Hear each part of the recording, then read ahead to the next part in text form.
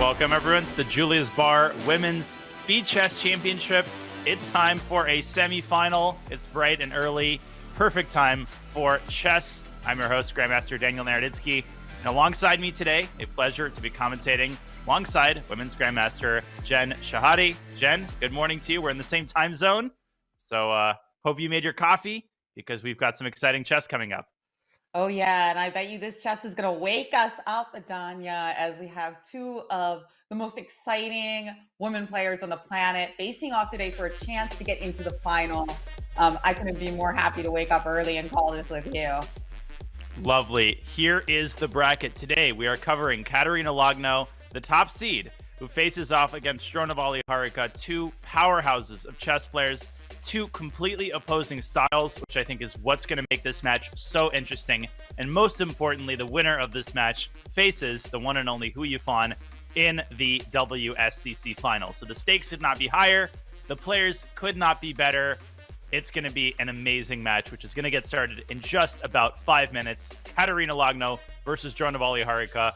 Jen, two of the most experienced players in the WSCC who haven't had the easiest path to getting to the semifinals. No, I mean, both of these players have been around for a very long time and faced each other many times as well.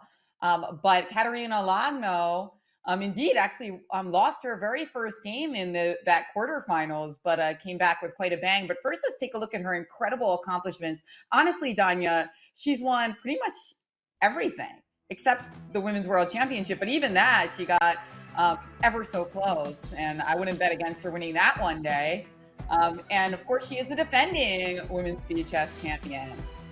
Indeed, she crushed it the previous year. She's only 33 years old, but it feels like she's been everywhere. She's done everything.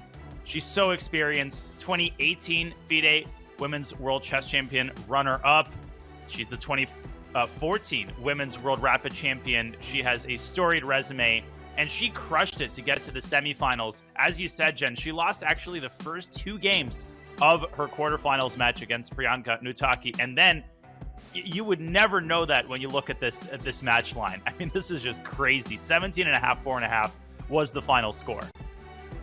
Yeah, it's just a total dominant performance. We can see her now getting ready for her semifinals match. As, I don't know, would you say that purple or blue? Magenta. I don't even know what magenta looks like. I just felt like saying it. I would say purple. Actually, my favorite color. Definitely not magenta. You said that's your favorite color, purple? It is, believe it or not. Love it. Okay, well, she's off to a good start for you, Danya. She is indeed. But you know who's going to make sure she's not off to a good start? It's her opponent, Dronavalli Harika, who has just as storied of a resume. Similar ages. Harika is 1 year younger. She's 32. This is her fifth Women's Speed Chess Championship appearance. She was the 2021 finalist. Man, Jen, how disappointing losing to someone named Yifan. She's not very good, though. That's right. Harika Dronavalli did lose in the 2021 Women's Speed Chess Championships to Yifan. So she'll be looking to avenge that. But, you know, she has to get through Kateryna Lagno first. And you're right. They're almost the same age, Danya. And you know how you can tell that is that they played each other in Oropesa Del Mar, which was the World Youth Championship site for many, many years. So they have man, that was before my time. Oh, really? I would have. They've gone back decades as we see this close-up of Harika, and she seems to be covering her face. Yeah, just getting in that pre-match concentration. She's got a difficult journey ahead of her. She won her previous match as well in convincing fashion. But Dronavalli, a long chess career, decades long. It's going to be an amazing match. I mean, truly two very evenly matched players. And as I said at the start of the show, Jen, two players with completely opposing styles. Harika, very positional, very classical player. Kateryna Lagno, exclusively 1e4, extremely tactical, loves complications. I'm really curious which play style is going to prevail today. Yeah, I mean, I am super excited to see these two play. And when you mentioned their contrasting playing styles, Danya, are you going to give us a prediction? Am I going to give a prediction? I feel like all of my predictions age very, very poorly, but Smarter Chess predictions, those age very well. So let's look at the Smarter Chess predictions instead. See, I'm being a good commentator, just redirecting the question. Actually, we've got the Smarter Chess predictions, but we also have the results of their previous match in the 2021 WSCC semifinals. It was incredibly close. Dronavalli Harika, she won by a point, even though she lost the bullet section. It really came down to the last couple of games. It was close. Dronavalli Harika took it by a point. We even have some footage, Jen, from 2020. Believe it or not, internet existed 2 years ago. It feels like a completely different era. Look at that 180p. This is footage from the final important game with Dronavalli winning Kateryna's rook and Kateryna's time running out. Little anticlimactic from Kateryna, but look on the left side of your screen and you will see how ecstatic Harika is. Wow. Yeah, that was an incredible match, Danya. I mean, they went into overtime there as it was just won by a hair by Harika Dronavalli. Are we going to see something similar today where we go right down to the wire? Well, I sure hope so, as the players are getting ready to start in just a couple of minutes. So no prediction on who wins. That's fair. But what about a prediction on that first opening, Danya? We've got Kateryna Lagno with the white pieces, Harika Dronavalli starting with the black. What do you think we're going to see here in this first classical game? 5-minute game, not quite classical. Yeah, this is basically classical chess. I think we're going to see one e4 from Kateryna throughout the match. And before I delve into that, I should point out that Smarter Chess actually thinks Kateryna has a much higher win probability today. So Smarter Chess believes that these 2 years of difference between their last match and this match have actually benefited Kateryna. Smarter Chess believes that it's going to be a close match throughout, but that Kateryna's prowess in the 3+1 and 1+1 segments will yield her the victory. And I think it all is going to come down to her openings with white. I think that's going to play a big role in this match. Definitely one e4 from Kateryna. I don't remember what Harika's main openings are. I think she might be a Caro-Kann player. One e5, I think that would be up her alley. So who can drag the game into their territory, I think is going to be a really big question today, Jen. And I think we're going to see a lot of ready type openings for Harika when she gets her crack with the white pieces, knight f3, g3 type stuff. I feel like that is something that she loves to employ, especially in the very quick time controls. And I love how she's prepping here by covering her face. You know, just take a couple minutes less of your screen time because they're going to be staring each other down on the screen for 4 hours. Yeah, they definitely are. I think what makes the SCC, WSCC matches so magical is not only the chess, but you get to see all of the emotions. I'm a big fan of player cams in general. It adds a really magical element to these matches, and there's so much at stake. Once again, the winner of this match advances to face Yifan in the finals, but they're not thinking about that. That's not the way the chess players operate. Chess players focus on the task at hand. That's right, because it is a mammoth task. And both of these players remember very well how difficult and tumultuous it was 2 years ago when they played each other and went into that overtime match. Yifan, of course, very challenging opponent for either of them. They're going to play that match tomorrow. But first, we have to see who gets that chair into the final spot. Amazing. Okay, the stakes are high.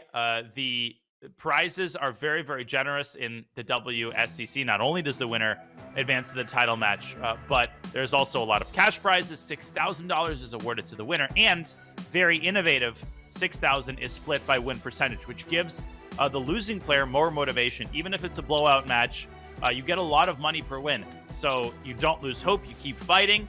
There's always a chance of a comeback, but there's also a lot of money to be split based on win percentage. So almost all of the WSCC matches are interesting, Jen, even if it's a blowout on the scoreboard, which I don't think it's going to be. A lot of cash at stake game after game. Yeah, that's such an important feature, right? Because you always have to have that incentive. But I agree with you, Danya. I mean, of course, when we look at that 2021 match, we can't help but think it's going to be as tight as possible. But even if it wasn't for that, I would still predict the same because both of these players are so evenly matched today. Absolutely. And we are just about ready to begin this semifinal match. All right, Kateryna has sat back down, taking that final pre-match break. The players spent a lot of time sitting, and we try to give them breaks. There is a break after 40 minutes of the 5+1 segment. Here we go. 75 minutes on the clock. And Kateryna with the white pieces in game one. Here we go. Always a very exciting moment, Jen, before the match begins. You don't know what's going to happen. You don't know what the match narrative is going to be. I think game one really, really sets the tone in an awesome way. Yeah, I feel like we're gonna have a split score after the 5 minute. And by the way, it's definitely purple. I was actually just trying to trick you because Yeah. sometimes. And here we have it, E4, E5. It has begun with your prediction. And Kateryna is a perennial Ruy Lopez player. She's played this her whole life, extremely experienced. Very important for her, though, to avoid the slow start that plagued her against Priyanka Nutaki, because Harika might not give up, a 2 or 3 point lead early on. That might give her the confidence that she needs. And a very, very fashionable line. This bishop c5 move has always been popular after black plays b5, but recently players have started to delay the move b7, b5. So this is kind of all the rage now. Yeah, and what do you make of it? Do you like the opening yourself? It's very risky from the black side. Typically, you're not advised to play bishop g4 this early, but computers have changed everything. Chess is no longer a principled based game. If Stockfish says it's okay, then it's okay. And who am I to dispute that? But I'm curious if white pushes d4 and then tries to shove this pawn down at d5. Okay, Kateryna taking a much slower approach. She plays d3. Now she's going to play, I think, all the typical Ruy Lopez moves. Bishop b3, knight bd2, rook e1, and ultimately try to get the knight over to g3. Well, we know how in the Women's Speed Chess Championships we might see repeat openings, so maybe that question will come back to the fore. But indeed, just trying to jam the pawn down was probably a reason that people avoided ideas like this in the first place, Nanya. Exactly. And black has some tactical ways to meet d4, d5. Black can push b5 at the right moment. You can see Harika continues to delay it. And the knight coming to e7, very innovative opening strategy. I think trying to quickly prepare f7, f5, opening up the king side. Of course, also very, very risky. Yeah, king h8, very clear sign that Harika, very aggressive opening choice in game one. I like it a lot from the black side. Now, notice that black is not looking to take on e3, which is one reason why we see the move rook to e1. If we knew that our opponent was going to take on e3, we might actually prefer to have the rook on f1 so we could open our file after f takes e3. But that's not really in the cards for black because it actually gives white a nice pawn in the center and kind of interferes with our plan of playing f5.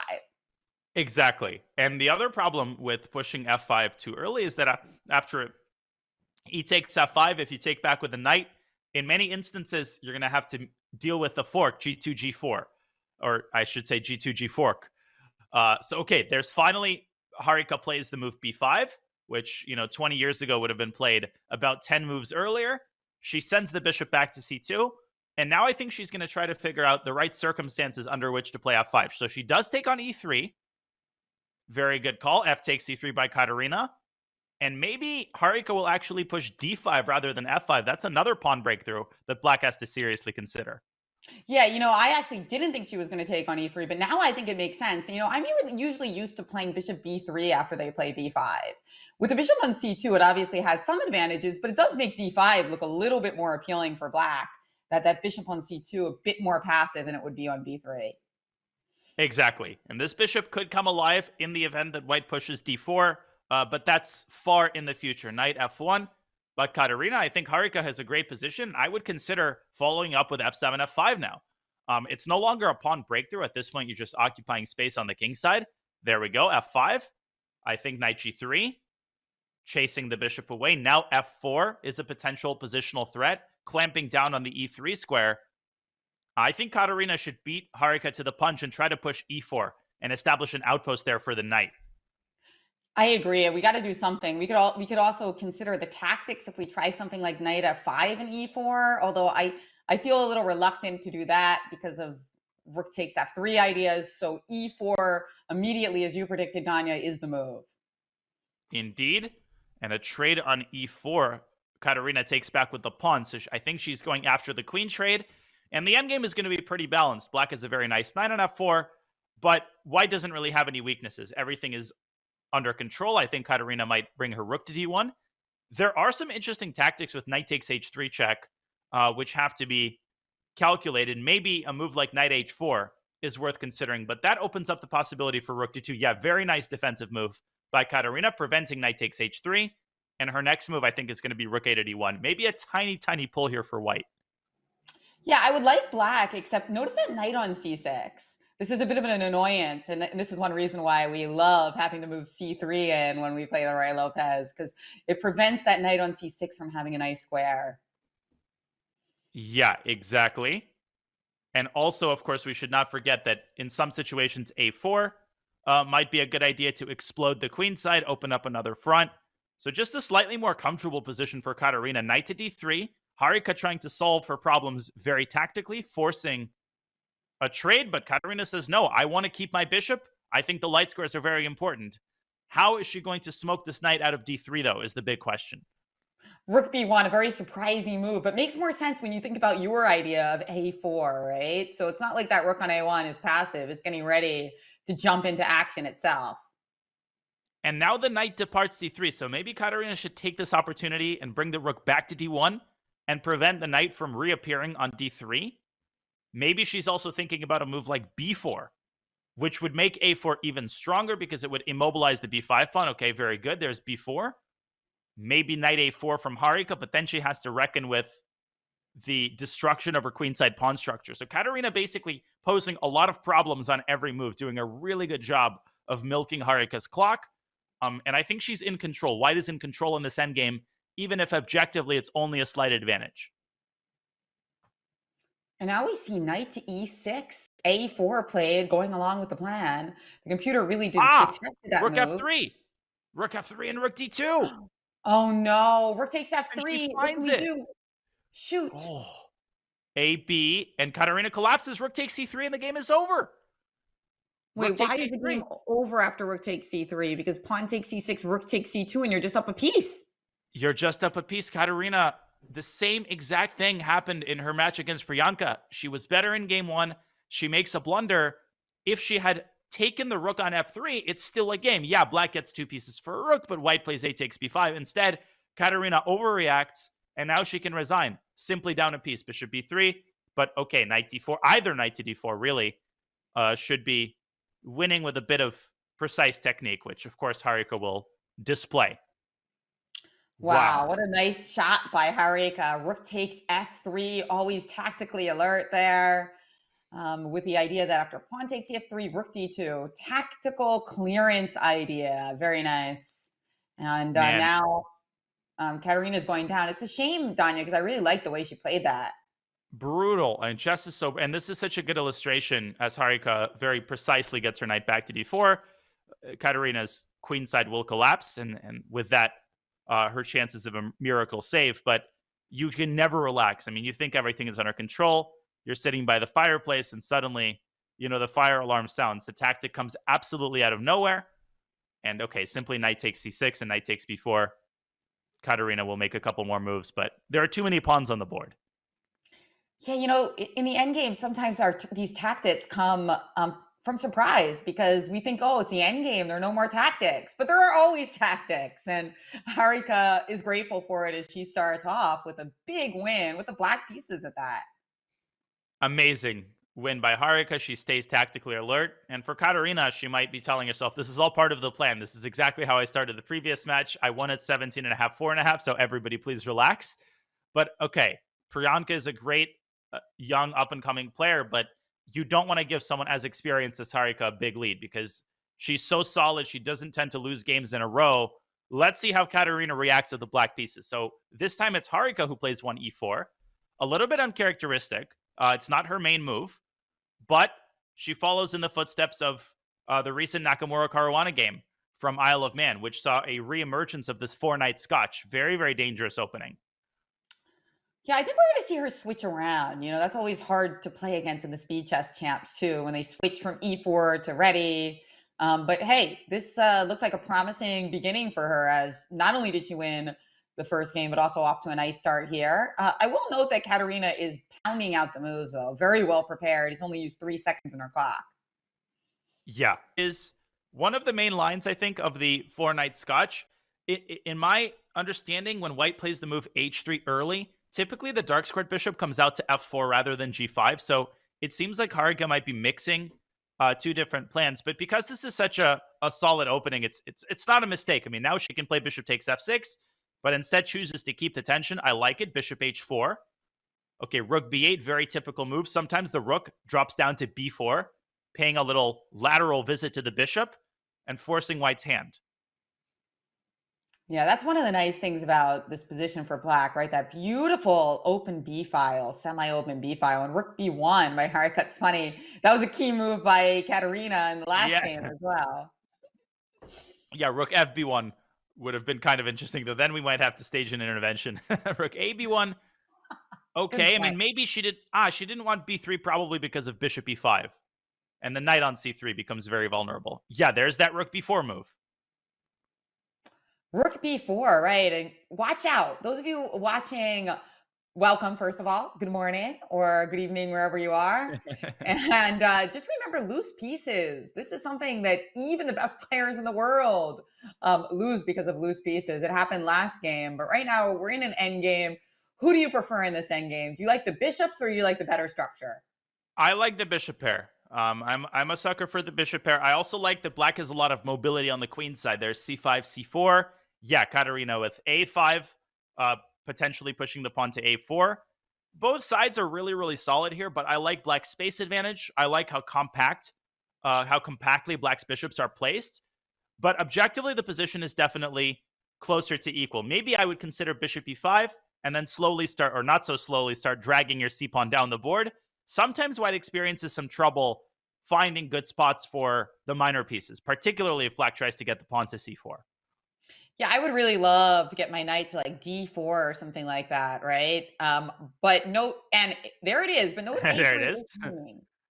A3 is hanging, so we got to wonder about what's going on there. But we can take back on E6. So and then all of your pawns seem to be hanging on the sixth row. So I'm not sure she can take on A3 right now. Yeah, there's actually a couple of options. You can play bishop e5, but I think Kateryna's probably already playing for the advantage. So bishop d7, but maybe bishop f5 now is a little bit unpleasant. I mean, even knight f5, you can even sack the a-pawn, but Harika, she pushes a4. Everything is now protected, and you called it, Jen. I think once the knight appears on d4, white's problems are mostly solved because the knight can jump to f5. If black plays c5, the knight can also jump into this newly created outpost on b5. So now the position, once again, I think is quite balanced. Yeah, the idea is that you've got two bishops, and I'm trying to trade off a minor piece or force you to make concessions if you want to keep both of your bishops. I don't know what I'm doing there on the board. I'm like, this is like second grade art class. You're talking about the position. I'm drawing an arrow from f6 to c5. But yeah, now a big decision for white. Where do you go? Knight f5 or knight b5? No, not Yeah, knight takes c5. That is illegal. and do we have the option of playing bishop f5 as well, with the idea that just takes on d4, we have bishop takes d7. Again, those loose pieces allow for extra options, but we do have to keep in mind bishop takes a4 in that line, so perhaps not a good idea quite yet. Actually, a fantastic line if we could pull up an analysis board. Very Okay, knight f5 played. But very, very quickly, yeah, bishop f5 was a totally legitimate alternative, but bishop takes a4. Always watch for these desperado tactics. B takes a4, C takes d4. Black goes up a pawn. Probably the position would have remained largely equal, but instead, yeah, here white can play maybe bishop back to d3. The position remains balanced. Instead, we have bishop f5, or sorry, knight f5, bishop takes f5, bishop takes f5, and now that white has saved a pawn, I think probably Harika's in the driver's seat by a little bit. You can play rook d1. You can maybe in the future harass black's kingside pawns. But with correct play, I think we should still see a draw in this game. Right, but the advantage that black had previously, the two bishops, has evaporated while their disadvantage of the worst pawn structure has remained. Very true. Now white is kind of enjoying life. Rook d3, but Kateryna was enjoying life in the previous game, and we know what happened. That's So, right. of course, yeah, black also has to be careful. I mean, c3 could be rather annoying in some cases, although there is always the a3 square. Yeah, that's right. So c3, bishop a3, rook a2, rook b3 was hanging. So that's why we weren't winning a piece in that line. But I am a little nervous about this bishop on b4 and its lack of retreating squares. So maybe black will play c4 at the right moment. Yeah, this bishop is, it's like exiled in a nice island. It's okay, the view is nice, but eventually you kind of want to rejoin society. So maybe c4. Yeah, maybe black should reopen the diagonal for the bishop. Instead, I think Kateryna just trying to get all the pieces off the board. Yeah, now the position is pretty lifeless. If white could play king f1 to h5, and maybe we'd be talking about some chances, but no, this is going to be peace agreement will be signed momentarily, I think. And why not? Why can't they put their king all the way to h5? You just think that the bishop e1 idea would be too good, right? That would just work. Yeah. Oh yeah, also bishop. Yeah, so there were just no chances there. They repeat moves, and I think a solid result for Kateryna. That's kind of what you want after you lose a disappointing game. Okay, you hold a draw with black. Now you have white again, and they're going to repeat the line from game one. So I'm very curious who is going to deviate. And it appears, okay, Harika playing this, I think, a little bit differently. She starts with knight g7, knight g6 this time. But now we do get that really quick d4 in, and gosh, and black compelled to play an early f6. They're really pounding out the moves here. Black managed to castle before having to reckon with something like d5. So I think king h8 again, looking to play f5 later, even though you've already played f6. Yeah, Harika clearly did her homework. I've seen this type of structure, and I faced it with white. And the problem is you kind of, cross your T's and dot your I's with white. Okay, I got the center. I have my development. But what do you do? What is the plan for white? Black is a very clear plan of preparing f5. You can play bishop d7. But with white, it's hard to decide whether to play d5, because if you close the center, then sometimes you make this f5 push even stronger. If I were Kateryna, I would probably consider getting my knight around to g3 and trying to discourage f5. But she's a very experienced Ruy Lopez player. I'm curious how she handles this position. I love the way that Harika is playing her openings, though. Just kind of switching it before your opponent gets a chance, right? So she has a lot of little nuances, and she prepared them in advance. I really like it. Yeah, preparation is very important in even in blitz matches, because it's maybe less important to prepare 40 moves of theory, but at least you want to steer the game into a position that you are comfortable with. Much more important than playing something objectively good. You can play something objectively dubious so long as you've done your homework and your opponent hasn't. And there we see it. Kateryna very clearly saying, I don't want to see this move appear in my lifetime. Yeah, well, making the move queen e8 certainly makes f5 less desirable, as it opens up lines for not only the bishop on c2, but also the rook on e1, which is why we see the move bishop to g4 played. Very interesting. H3, bishop takes f3, and suddenly got Harika with such a good understanding of what's going on here. Seeing the board so well, I'll just very quickly show h3 suddenly, boop, and d4 is hanging. Hello. E takes d4, knight takes d4. Thank you very much for the pawn.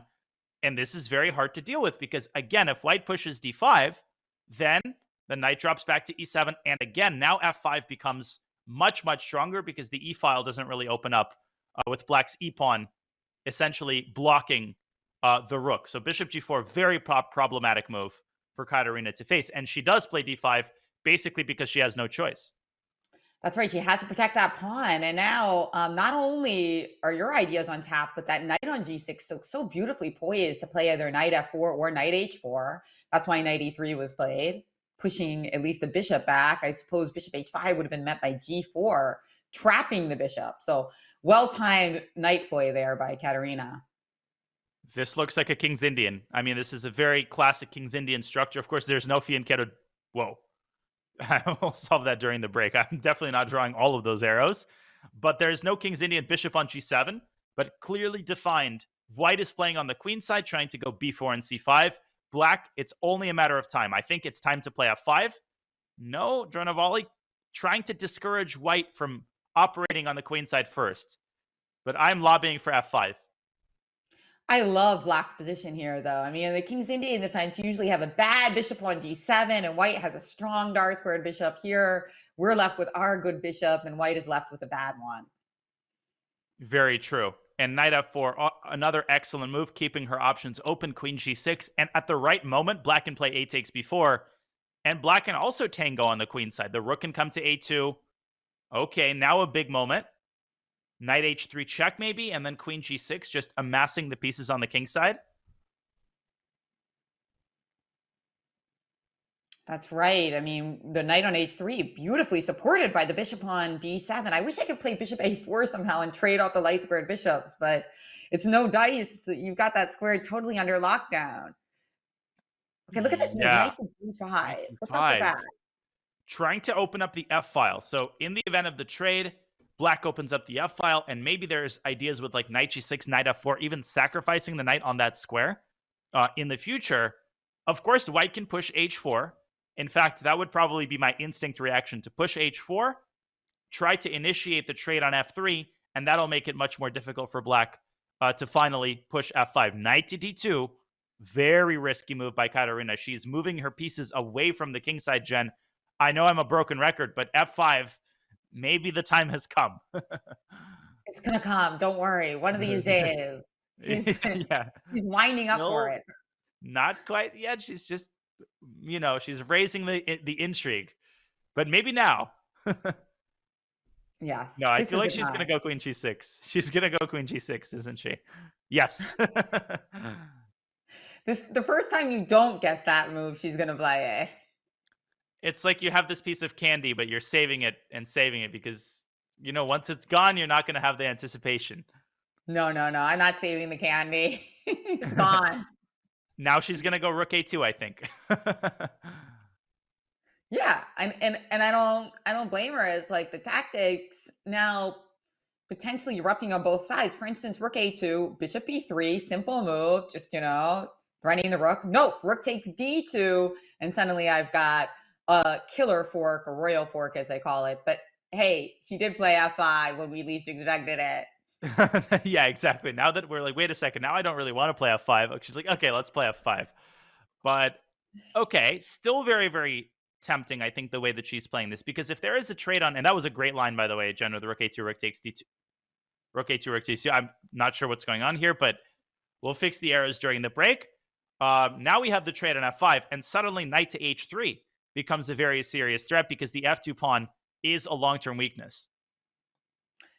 Yeah, so if after bishop f5, queen f5, do I have time to play knight e4? No, because then you capture and you capture on f2 and I'm just busted.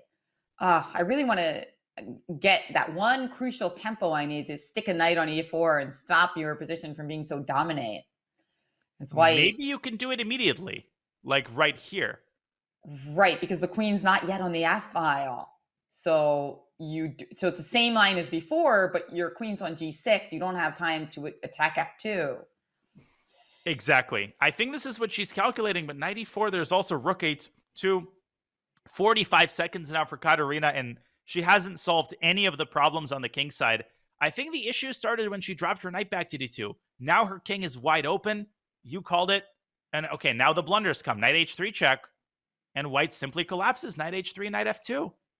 Yeah, that's not a pawn you want to lose. It looks like Kateryna, oh boy, two losses with white might be soon on the scoreboard for her. She's going to have to figure out how to deal with this aggressive line of the Roy Lopez that Harika is employing.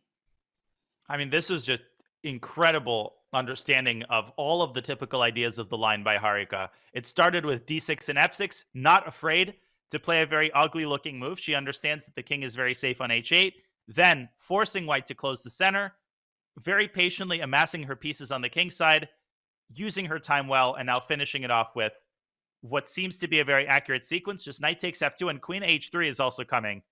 And Papa is here. I mean, this is just disaster for white's king, I think. Oh, Oh, okay, to even stronger, maybe. yeah, I mean, it looked like every move was crushing there. What's the threat here? There's too many. Just queen takes f2 would, of course, win a piece. It looks like rook takes d2 should be winning here, but maybe not. Maybe not, because you've got queen takes d2, queen f3, king takes h3. So how do we do Maybe things here? maybe g5 comes to mind, just trying to open up a little bit more real estate on the king side. Yeah, it looks like a Yeah, crushing idea. no, this Crushing is idea. over. I mean, white is completely paralyzed. Rook h1. I mean, even queen takes f3 check is possible here. Oh, that's a nice one. Oh, but knight Whoa, f4. knight And the f4. The computer hates that move, but why? Oh, because of rook d1 protecting everything. Now after pawn takes Rook h4. h3, maybe? I mean, it's still terrifying, and white's got 10 seconds, yeah, but practically speaking, it's almost impossible to defend this. Now e4 looks like it Ooh, might be winning. E4, queen takes e4, and rook takes d2, I think, might be the line. a double pin, right? You can't take with the pawn, you can't take with the knight, you can take with the queen, but that does hang rook takes d2, queen takes f4, rook takes d1 in between move. And there it Exactly. is, exclam. Incredible. E4, knight f4 might not have been the most precise, but with 10 seconds on the clock, you're just not going to defend this. Oh, and e3 is brutal. Now the knight is lost. Black is simply up a couple pawns, and the rest is a matter of straightforward technique. Getting the rooks off the board. There's going to be a fork. There's going to be some tactic here for sure. Does not look pretty right now. Oh, just a simple move, rook to e8. And now And rook rook e5. e5, protecting the king so beautifully. Mate, goodbye. D1 queen, or, oh no, rook e1 would be illegal, but D1 queen will do. And another victory with the black pieces. I showed a problem on Twitter X the other day, and people were saying that under promotion is the only correct move if it also leads to mate. Oh, That's yeah, for sure very about true. D1 equals knight actually would not be such a bad option there. that. Okay, and we're repeating this opening, which, as I recall, Harika ended up getting a pretty nice edge in the endgame after Kateryna. We got some kind of bishop g5, bishop takes f6 line, and we got two bishops for Kateryna, but Harika ended up with a really nice position ultimately. So you had pointed out, though, that her bishop g5 was a little unorthodox. Yeah, let's see if she repeats it. Yeah, she does repeat it, bishop g5. And it makes sense. I mean, she's more than happy to draw every game with the white pieces and win every game with the black pieces, you know, just like the doctor ordered, just like you're supposed to. But yeah, she's saying another draw, totally fine. And here it is, very similar line. In fact, the exact same line as we saw before. And you had pointed out you prefer black here, but somehow it didn't go that well because I was able to reroute my knight. Oh, look at that. I got my cat here. Oh, hello. She'll have some good suggestions. I'm sure the whole world showing up to watch her commentary. That's really cute. Yeah, I am convinced I have the smartest cat in the world. Come at me, cat. Maybe she can recommend the proper way to play Harika's system against the Ruy Lopez with white. I think Kateryna will take any advice at this point. Okay, so not putting the bishop on e6 this time, so that we don't have that really quick knight d4 idea. But nonetheless, if we are able to get a knight on f5, how are you going to avoid capturing and then leading to that same opposite colored bishop endgame with just a nice position for white? Well, here's the answer. Rook e5. Nope. Entry is barred. And the other problem for white, this is what's very annoying about this line, is if you play rook e1, whenever you take on e5, black can rectify the pawn structure with f takes e5. And this really should not be allowed because then black's center pawns start rolling, and then the bishop pair really displays its might. So white with c3 trying to chase this pesky rook off of the fourth rank. Maybe we'll see rook f4, but I would just prefer dropping the rook back to b8. Yeah, you could get a little bit short on squares on the f4 square. So rook to b8 played. Yeah, we're getting a lot of great reactions to the cat in the chat. Oh yeah, of course. Chat loves that stuff.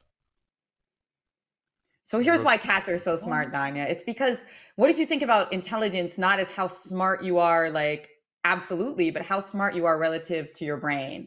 And I feel like cats, compared to how tiny their heads are just like absolutely brilliant. No, I love cats. I mean, I'm pretty agnostic about the dog-cat debate. I mean, I like dogs too, but I have a very special place in my heart for cats. They're, my heart melts when I see a cute cat.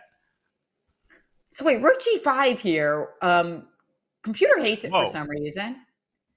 But it was because of h4, maybe? I have no clue, honestly.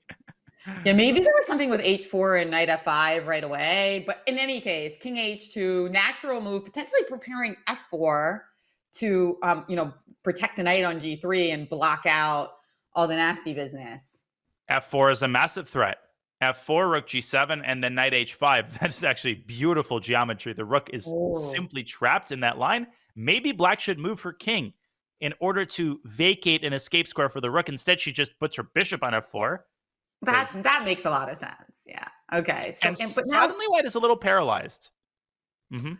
oh, because if we play h4, then you can just play something like rook g4, and suddenly it's quite annoying. You're going to lose that h4 pawn. So king h1, we just came from g1. So we did a little triangulation, Danya. King Yeah, king, h1. exactly.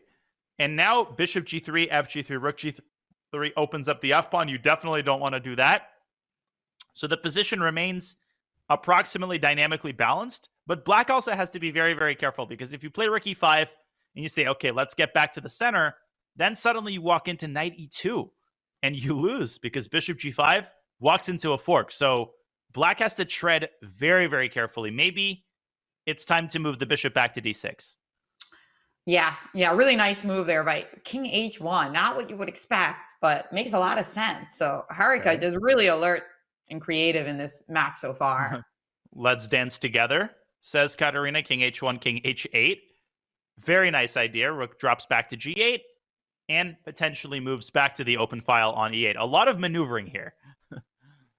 But now we got our knight onto d4. Okay, another way. Same idea, different square. We want to capitalize on the f5 square and get you to trade one of your minors so that we're left with that little edge.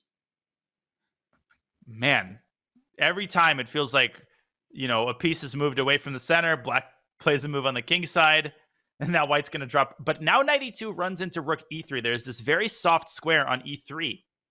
And this is why I don't love these types of positions for white. You're lacking a dark squared bishop. You're constantly suffering on the dark squares. Yeah, and the problem with knight f5 is, first of all, we have to reckon with rook takes d3. Not sure how good it is because there is knight takes d6. But even if that Hmm. doesn't work, just bishop takes f5 followed by rook g8 is kind of annoying. Exactly. Exactly. And c3 is going to be weak. f4. If Yeah. you play bishop f5, maybe just bishop e8. No trade. It's on the board. But maybe now, okay, c4. Very committal. But if c5, the knight drops back to e2 with tempo, and black loses the d5 pawn. So Harika doing a great job here of managing the complications thus far. What about bishop c5 instead of pawn to c5? Let's see. Bishop It doesn't. c5 makes a lot of sense. Yeah, I mean, it doesn't win it. It doesn't win anything, right? Because the rook on d1 is protecting on d4. But I do want to get my bishop out of the line of fire. She does It's it. on the board. Very good call. Okay, so cd, simply cd. And white has to find a place for her knight. Okay, cd is on the board. Black recaptures. And again, knight e2 runs into rook e3. And that bishop on e8 is not going to stay there forever. Once it has its coffee, it might move back even to b5 at some point. Rook f3 by Harika, another good move. I like it. Getting rid of black's strongest piece. And the position remains about equal. Don't play bishop c6, because there was rook c1 winning the bishop. Ooh, yeah, a little unexpected skewer. But Katerina was alert, saw that one. It looks like you got a poll. Cats won over dogs. Yeah, of course. Chess players love cats. Totally true. Actually, that is 100% true in my experience. Okay, now time for the kings to join the action. a5, preparing to break apart white's queenside pawn chain. Both, very high level games so far, but something's going to happen eventually, Jen. Eventually the sides are going to get down on the clock. I think we're going to see some meat on the bone in this game. Someone's going to flinch first. I mean, it has been so well played so far. It's hard to predict a blunder, but you're right. I mean, ultimately, this becomes a bullet game. And we see the move bishop to king to g4, Ooh, rather. okay. But now rook b8, rook b4. And if you're Kateryna, don't get yourself mated there on the king side, although it's hard to envision a potential mating net. I think king h5 is safe. Okay, rook d3. Ah, very nice. Rook before knight will drop back to c2. Another And accurate then move. and then she'll play king h5. But don't worry too much about king h5 because you always have king g7. So it's not really too alarming at the moment. Agreed. And bishop takes d4 is probably a draw. Rook takes d4. Total liquidation. Black takes on b3. White takes on d5. Yeah. Kateryna sees no need for adventures. Black just puts her king on g7. And even though visually Black's pawn structure is uglier, it's impossible to attack any of the pawns. Bishop f3 almost mate, but not quite. White has h4. Yeah, I'm trying to. How do we make that mate? Oh, no, it's hard to make it mate. Yeah, g7, g5, but unfortunately there's no g7 pawn. And that Bishop is the e5, problem. very alert. That's Very the problem alert with double because pawn. bishop e6 was an issue. All right, what do you think now? Now you're predicting a draw, right, Danya? Now it's a draw, I think, yeah. Unless someone mouse slips or blunders a bishop, but... Oh, rook a3 maybe there, but white black had rook c5. Yeah, and we see they're going to a draw by repetition. What is the most common cat chess name? I feel like I know a lot of Benoni's. I've heard multiple pets named Benoni. I know a Najdorf. Yes, Najdorf. Yes, that's a good one. Najdorf, Benoni, a King's Indian, but that's 2 words. I don't know if you want to name your cat with a 2-word name. But at the halftime break of the 5+1 segment, a 2-point lead. I wonder if Harika's a cat person. Absolutely. 100%. Well, we're going to be back and see if Kateryna can come back in the 5-1. Incredibly well-played match so far. Harika winning both of her games with the black pieces. Kateryna has some work to do. Before we go on break, a quick reminder for those watching and joining us on this early Tuesday morning that the Champions Chess Tour finals are almost here. All year, hundreds of the world's elite have been fighting for just 8 coveted seats at the live finals in Toronto, Canada. And now our 8 finalists aim their sights higher to the 2023 Champions Chess Tour title. Join us for the 2023 CCT finals beginning December 9th. To learn more, use !CCT in the chat, and we will learn more about this awesome Women's Speed Chess Championship semifinal on the other side of this short break.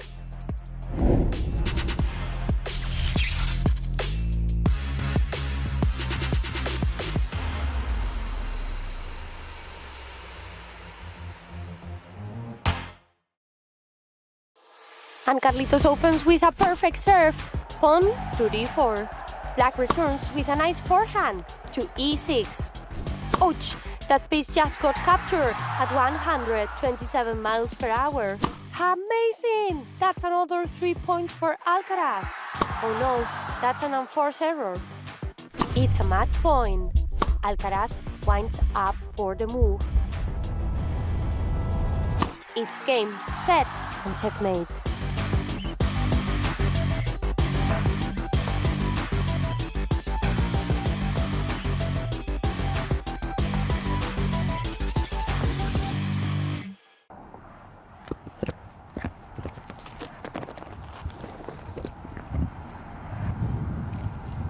Bobby! I've been looking for you everywhere. What are you doing, man? Danny, I'm selling the course. You're what?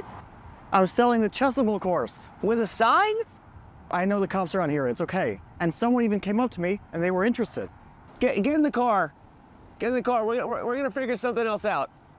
All right, yeah, just put the sign in the back. Can't just be flipping signs on corners, man. Dude, last time I spun a sign here, I got arrested. Yeah, but Danny, that's because you have a history. They did a background check on you. I thought we weren't gonna talk about that. It's out in the open now. I gotta get out of here. Get back to your sign.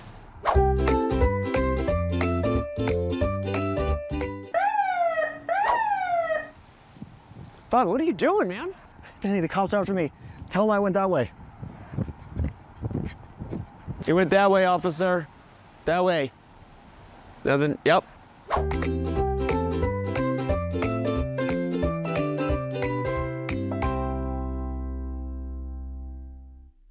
Have a friend or family member who loves chess?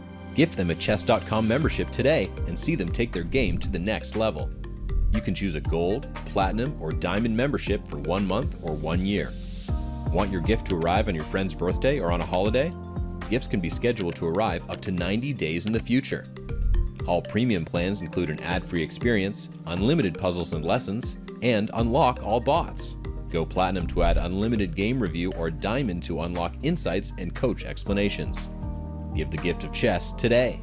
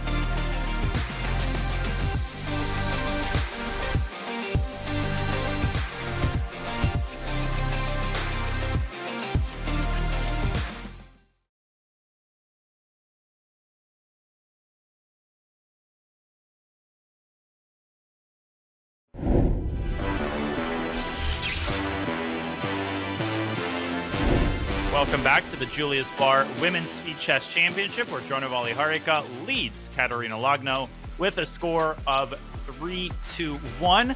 Dronavalli is no stranger to excellent performances at the WSCC. In 2021, she reached the finals. It was a very close finals match against Yifan, which she only lost by 2 points. Jen, that SCC pedigree is so important. It gives the player confidence. If you did it once, you know you can do it again. Yeah, I mean, she's just playing fantastically. So well prepared in openings, Danya. And I honestly think this is going to continue through the match. I think she's going to keep Kateryna guessing and switch it up a couple more times. But will Kateryna find her flow and strike back? What do you think?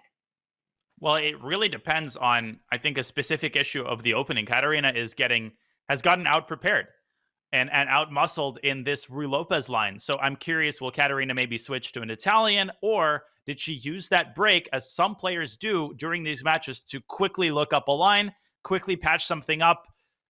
You basically just want to steer things in a different direction. You don't want to keep repeating a line that's bringing you a lot of discomfort. So let's see how Kateryna is going to approach this. She's got the second half of the 5+1 portion. She was down 2 points in her previous match, so I'm sure she's not going to overreact or panic. Are they allowed to memorize good moves for the opening? We get in the chat. Yes, that is part of the game. Well, she's got some kind of concoction there, Danya. It looks like some kind of elixir. Yeah, coffee, tea, you never know. Well, I know what you're drinking. You're drinking coffee, right? Coffee, water. I mean, there's usually an average of 3 beverages on my desk, especially in these early morning matches. You know, I need a little pick-me-up. You're such a chess player, such a chess grandmaster thing to call 9 a.m. early, right? Oh, I mean, I even call noon early. Anything before basically 3 p.m. is early in chess vocabulary. 1 p.m. round. Oh, gosh, how am I going to make that? 1 p.m. round. Meanwhile, my brother gets up for work at 6, and I'm complaining about a 1 p.m. round. But you work late. I get it. Chess players always thinking about the game, 1 a.m., 2 a.m. Very typical. My brother is exactly the same way, Greg Shahadi. Not a morning person. Has there been a large-scale study of whether chess players are morning people or night people? We don't need to do the study. We know the answer. And here we have it, another Roy. But who will deviate first?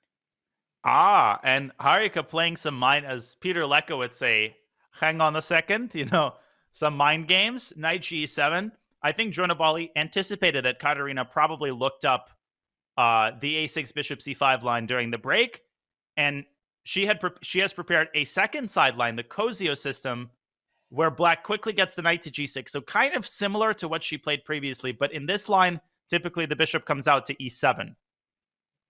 Right. All very, very clever preparation, because she's just like switching things up a little, but it's still within the same hemisphere. So she's able to kind of like trot out the plans quickly. I just love the way that Harika has prepared for this this black side against Kateryna. But that said, okay, very quick d4 here. And, we've often said that knights on g6 are bad, right? Who was it who first said that? Bent Larson, because you can just play h4, h5. Yeah, so h4, h5, and g3 to restrict the knight, precisely. Yeah, and same thing with knights on the knights on the the third knight square, right? As you used to call it in descriptive notation. So b6, b3, g3, g6, often not the best square, especially when you don't have that black pawn on e5 to anchor the knight to a potential f4 square. Exactly, as she did in the previous black game, where the knight actually played a huge role in black's victory. But this time we have a fundamentally different structure. Okay, d5, nice tactics. E takes d5, black can recapture with the queen, but also very risky for black as long as the king remains in the center. So probably black should prioritize castling. Maybe d takes c4, knight takes c4, castles kingside. White might push that isolated pawn up to d5. So I think we're going to get a very tactical middle game. This is more Kateryna style. I think she's managed to steer the game in a more preferable direction, but objectively, black is very solid here. Oh yeah, very exciting game here. As I'm hoping that at some point I can get a knight to g5, look for some kind of mating ideas. As you're right, Kateryna, the positions were so close. She didn't quite have her cup of tea. And well, maybe she'll get it this game as she's played the move d5. Okay. So what now for black? Knight c to e7? Yeah, the decision is between knight c to e7 or knight c to e5. Good call. Knight c to e7, targeting the pawn. Bishop g5 is going to be met with f6. Maybe bishop c4. Or I would consider throwing in a3. Yeah, bishop c4 on the board. Black can play bishop g4 with this nasty idea of bishop takes f3 and knight e5. Okay, yeah, I like that idea. All right. Because, I was also thinking about hopping my own knight into g5 at the right moment. So this is just a really nice move here, bishop g4. Okay, what to do now? Can we stick our other knight on g5? Yeah, knight eg5 and h3 maybe can be considered. With some very interesting complications actually in that line. If black, okay, a3 first.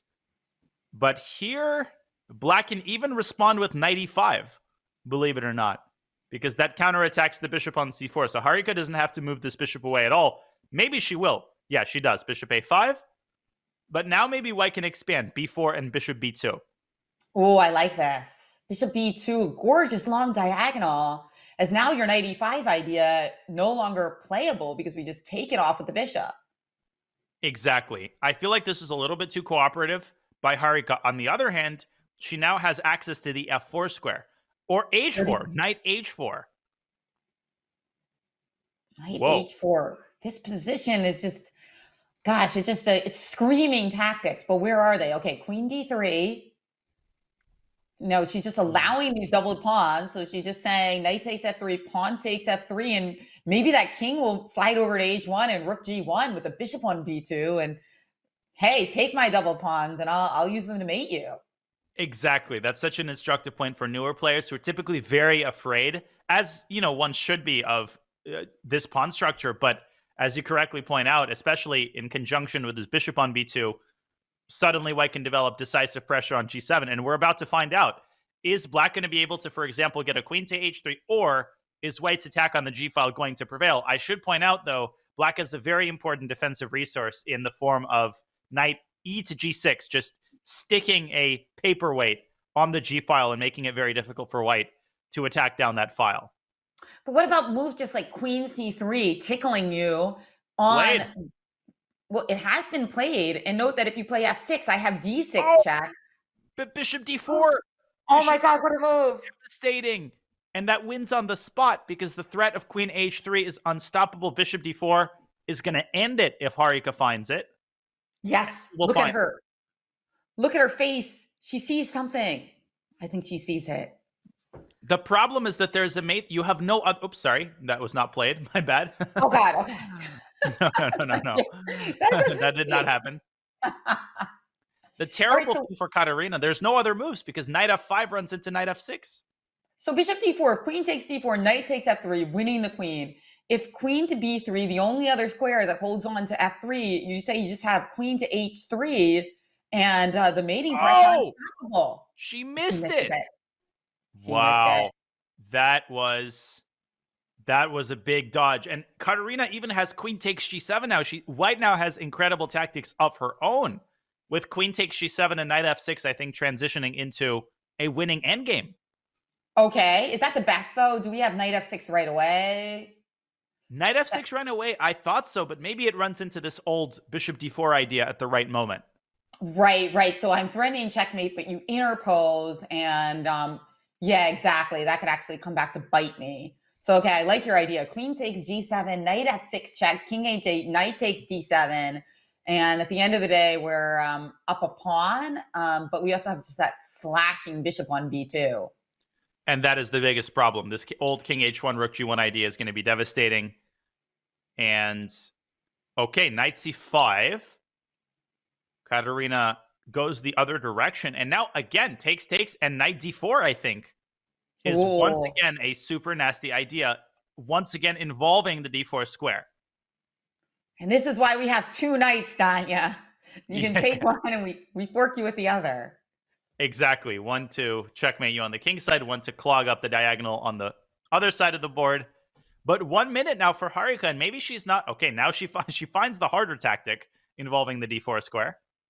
But this is less convincing because queen h3, rook g1, and white is not checkmated just yet. Oh, so an immediate king h1. Nicely done. Kateryna was ready for this move, knight d4. Big time advantage for Kateryna. So even though we're liking Harika's position, she is going down to under 45 seconds. And she's probably... what else? She's probably calculating knight h takes f3 as well. Ooh, but she's played queen to f5, and for some reason the computer hates this move. Not sure why. Queen takes d4, queen f3 is mating. So why is this so bad? Maybe just rook g1, because if Harika wants to trade queens, that doesn't... Okay, rook g1 is... I would be shocked if a human didn't play it. Queen takes f3, so Harika trying to get the queens off the board, but I think forgetting that even in the endgame, her knights are tangled up. They're under fire, and they have nowhere to go, because if the knight drops back to f5, I think there's simply bishop d3. There's also rook f4. Black is going to lose material here. Really nice. Those knights, they protect each other. It was really dazzling when we were winning queens. But now that we're in an endgame, it's devastating as we're about to go down a knight. I like your simple move, rook. You were mentioning rook to f4. That looks really good. Yeah, as does bishop d3. Okay, rook f4 on the board. And maybe the other... now bishop d3. Fantastic. And bishop takes f5, and the rook takes f5. Beautiful. Oh, there it is. Rook takes f5. Amazing. I'll put this on the board really quickly. GF, rook g1 mate, even with no queens on the board. And it's actually black who gets mated on the g file. That is what ultimately will likely decide the game. It's an elegant example, that final mate, of the times where a bishop is stronger than a rook, right? And a lot of times it's in these situations where you dominate the entire file. I mean, the entire diagonal. See, I said file. It felt like a file. But that is a massive turnaround, not just in this game, but in this match. Because if she had found bishop d4, that was a 3-point lead right there. And that would have been 3 out of 3 with the black pieces. Now, this gives Kateryna a massive amount of confidence. And it's only a 1-point match. You know, we had some debate in the chat over how hard bishop d4 was to find. Somebody said it's so tough. Somebody said they're 1200 and they saw it right away. You know, it's so hard to judge. But I think one of the things is when your opponent is threatening checkmate, Danya, sometimes you're thinking a little more defensively, right? And you miss that tactical counter blow. That's exactly right. It really comes out of nowhere. And she took her time, but she has to move on. And let's see, what is the result of this next opening? Again, Kateryna very well prepared to the black pieces. And trying to get her other knight, I think, to d4, but giving up the bishop pair early. But that's the cool thing about chess. It's always possible for somebody in the chat who's way lower rated than the players playing to see something that they didn't see. But it's the stringing together of the openings and the harmony that is so hard for players of a lower level to do. But they can find better moves sometimes, and that's what we love about it. That's very true. It makes it exciting to watch. You feel like you can participate in the unfolding of the narrative. You feel like you can, in a particular moment, you feel good about yourself, and that's a great thing. It gives people watching a lot of confidence.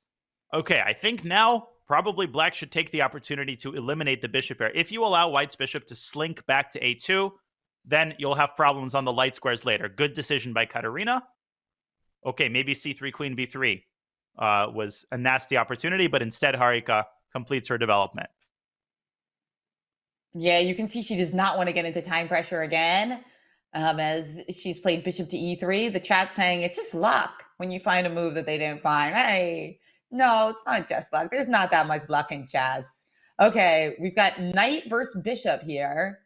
And it seems like a type of position where the knight could prove supreme.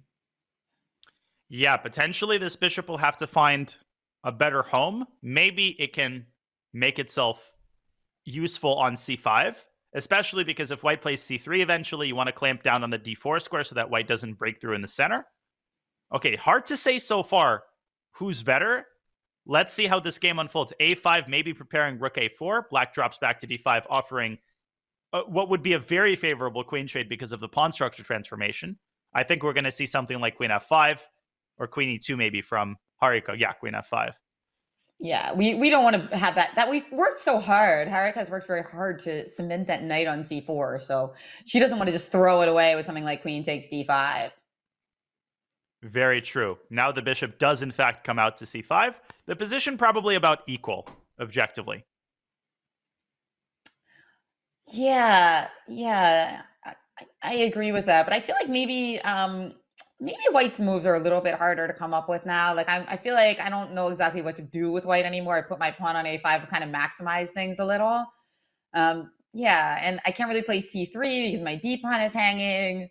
I feel a bit at a loss. Okay, so rook e4. Rook e4, very bold move. Potentially with some violent designs on the king side. Although you just don't have enough fuel, I think, to really create problems for black. Rook h4 can be met with g6. White has to be very, very careful not to get carried away on the king side. Maybe, yeah, rook a1. Very mature decision. And I like that because I was a little worried. b5 Yeah. of black. b5 possible, g6 and f5 could even come into the position. So yeah, it is important for white to get those rooks lined up. Yeah, but you're totally right. Actually, g6, white's queen does not have a lot of squares because queen g4 runs into f5 with a fork. And maybe queen f3 also, there is f5. Instead, queen drops back to d7. Very reasonable move. Queen trade is probably fine for black here. Okay, queens are off.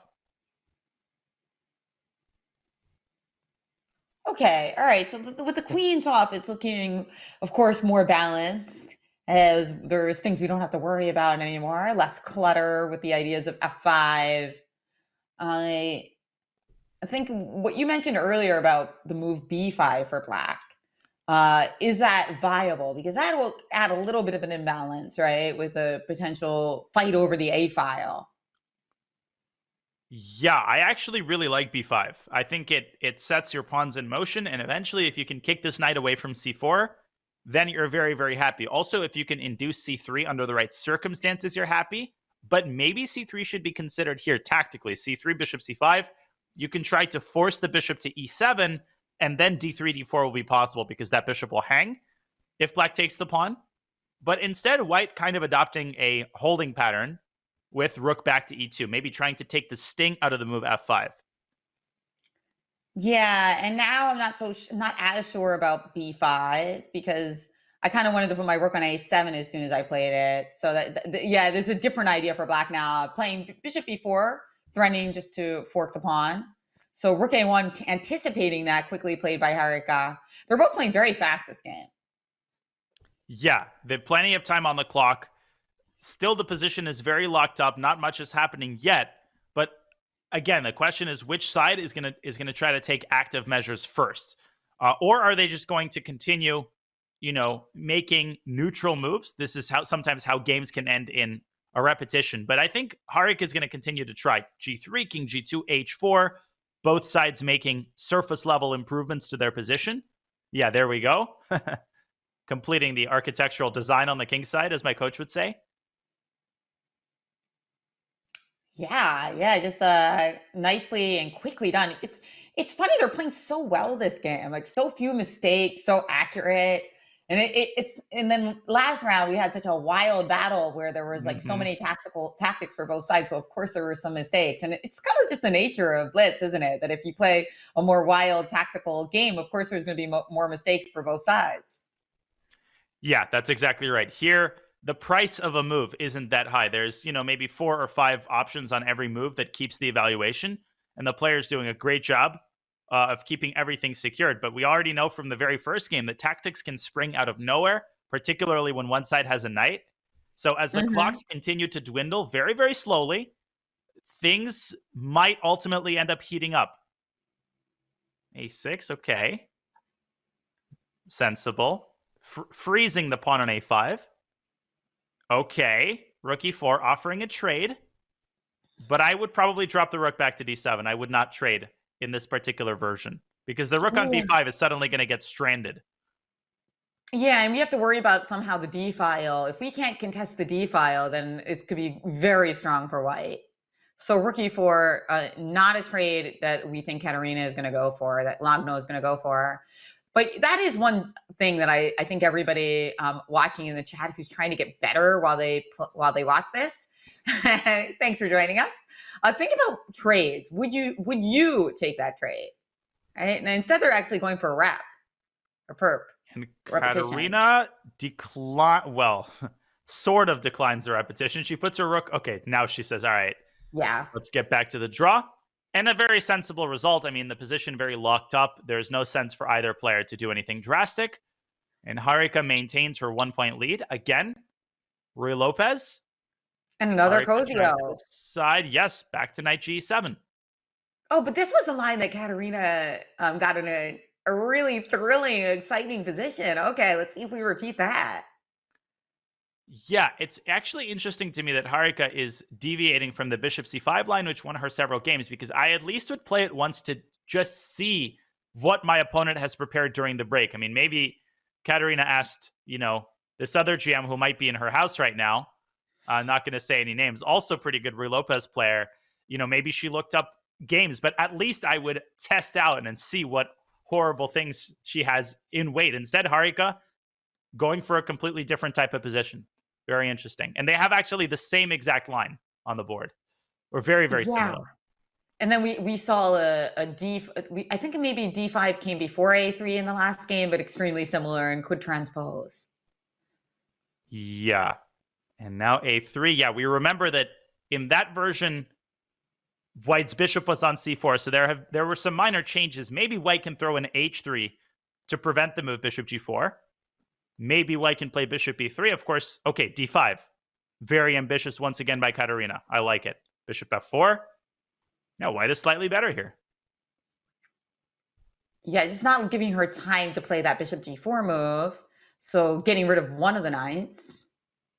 Okay, but the bishop on b5 isn't promising at the moment. So it can't quite relocate to d3 now because the d5 pawn is hanging. So it starts with queen f3. Okay, trade in bishop d6. Very nice positional chess by Harika. Just trading off all the active pieces. Eventually, d5 is going to be a liability in the future when more pieces come off the board. And I think she's mostly solved her opening problems as Dronavalli.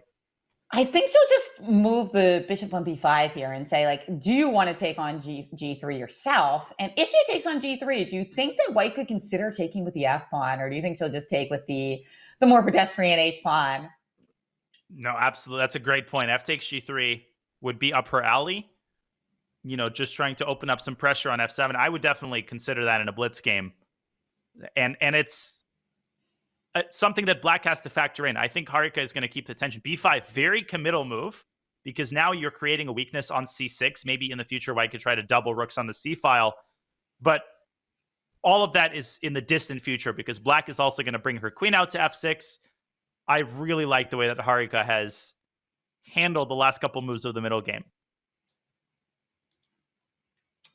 Yeah, so she's avoiding, and that's something you see again. I'm encouraging you all at home to think about, would I exchange, would I not? Because it's something that can go unnoticed when you're looking at the games of elites, right? So I think a lot of players have already played bishop takes g3, but notice Harika avoiding it because it doesn't give her any advantage, right? It actually gives Kateryna this lovely choice to take with the h pawn or the f pawn, and so she's just keeping that tension.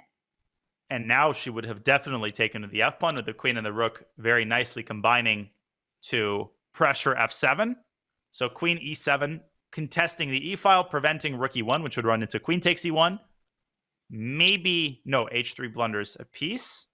Actually, very easy blunder to make, because this queen e3 forks. Bishop on b3 is undefended, and we know that loose pieces drop off. Okay, great move, rook c3. Controlling important squares on the third rank. Love that move. And also rook e3, protecting that bishop that you mentioned was loose. Really nicely played by Kateryna Lagno. In the chat, we hear somebody saying that they would love to see Ho Yifan in the final because they don't see her enough. Well, you're in luck. She is in the final. And right now, for everyone just joining us, we are crowning the co-finalists. Will it be Kateryna Lagno or Harika Dronavalli? Otherwise, a very exciting final match is being set up right now. Very true. And nothing has been decided. We have about 17 minutes to go in the initial 5+1 segment. There's still the 3+1 and, of course, the bullet. My favorite segment, not going to lie about that, to look forward to. But a lot of chess yet to be played. Don't go anywhere. Very intriguing match between two radically different styles and approaches. Okay, the queen is nicely sitting on e2. But what exactly is it doing there? What is going to be the follow-up? Maybe just rook a d8. Maybe just tread water for now and see how white positions her pieces. Well, what if rook f3? How are you defending your pawn on f7 for the moment? Yeah, that's a great question. Maybe rook up to e7. But then my queen... Okay, rook a b8. Huh. So maybe preparing b4. But yeah, rook f3 definitely a possibility here as well. Rook f3, rook e7 is what you have in mind for the moment. Okay. And how about if I play... I wonder if I just play h4 at some point. Oh, yeah, actually, you would just put an arrow there, right? But she played b4 instead. Yeah, I mean, going back to the Bent Larsen idea, right? This is why knights on g6 can be vulnerable, this h4, h5 idea. But instead, b4 freezing the queen side, preventing black from opening things up with b4. And making the rook on b8 look very, very awkward. Yeah, I like Lagno's position here, and I like her handling of the clock as well. She does have that over a minute edge right now on Harika, as rook to b6 has been played. And for some reason, it looks like this move is not favored. I wonder what's going on. You know, rook f3, rook e7 still seems plausible, but now your back rank is open, right? So we would have the idea of queen c8 check if we wanted. Yeah, back rank is kind of burning now. Queen c8, rook e8. For now, black is holding, but this is a very flimsy mechanism because bishop d3 could dislodge the queen, and then queen c8 could be a lot scarier. But there's other ideas in the position as well, and she has played rook f3. Black should play queen e7. Queen to e7, okay. Just get out of dodge. Yeah, just get this queen away from, enemy territory, because rook e7, yeah, bishop d3. This is, I think, what Kateryna is relying on. Rook f8, also very sensible move, just making sure that the back rank is also protected. White is better. White is in the driver's seat. I would still very seriously consider the move h4 right now. Very hard to stop h5. Exactly. And honestly, rook f8 takes away the f8 square for the knight, which would be one way for you to protect against that h4, h5 idea. Yep. Still in play. h4 is still in play. You can't take on h4 because queen takes h7 is an instant mate. Absolutely. Yeah, h4, very, very tempting. Okay, you could throw in bishop d3, but the black queen is going to situate itself on d4 potentially. So I'm not necessarily sure that I want to shake the hornet's nest any further. Okay, bishop to b3. Ah, queen d4, rook d1. I'm curious, what is the end point of this chase? What is it going to end with? A queen trade, or is black going to go to b2? Yep. And the chase continues. Maybe bishop back to c2 now. And then h4. Get back to our idea. Ah, yes. Okay, so we were chasing the queen around, and now our bishop not on that crucial diagonal anymore. And the times now have been equalized, as Lagno's definitely burned some clock here in the last minute. You can tell Kateryna's thinking, man, how much I would love to play bishop b3 takes d5 right now. Okay, back to c2. Self-capture chess. That was one of those variants that have been experimented with, where you can capture your own pieces. Now, it's not something you use too often, but you certainly pointed out an opportunity. I'm good at blundering. I'm so good at blundering my own pieces. I think I'd be pretty good at this game, actually. I seem to be much better at capturing or giving away my own pieces than capturing my opponents. Okay, finally we have a trade on g3. So amazing how long the bishops were on d6 and g3. It feels like forever, but now the tension has been slightly reduced. White remains in the driver's seat. The queen on b2, very much stranded for the time being. Yeah, you got to watch out for that queen. Rook to b1 is really is a threat, right? So that's why rook f6 was played, so that now we have the f6 square open. Also some knight e5 ideas to try to keep some tactical balance here. But the problem right now is that bishop c2 is lined up for the checkmate, so we can't do it right now. We need the bishop to be on the b3 square to play knight e5. I'm smelling a time scramble in this game. Queen c3, very nice move. Suddenly the c7 pawn, we didn't think about that pawn, but suddenly that pawn is under huge fire. Rook d8. Rook c8, there was bishop f5.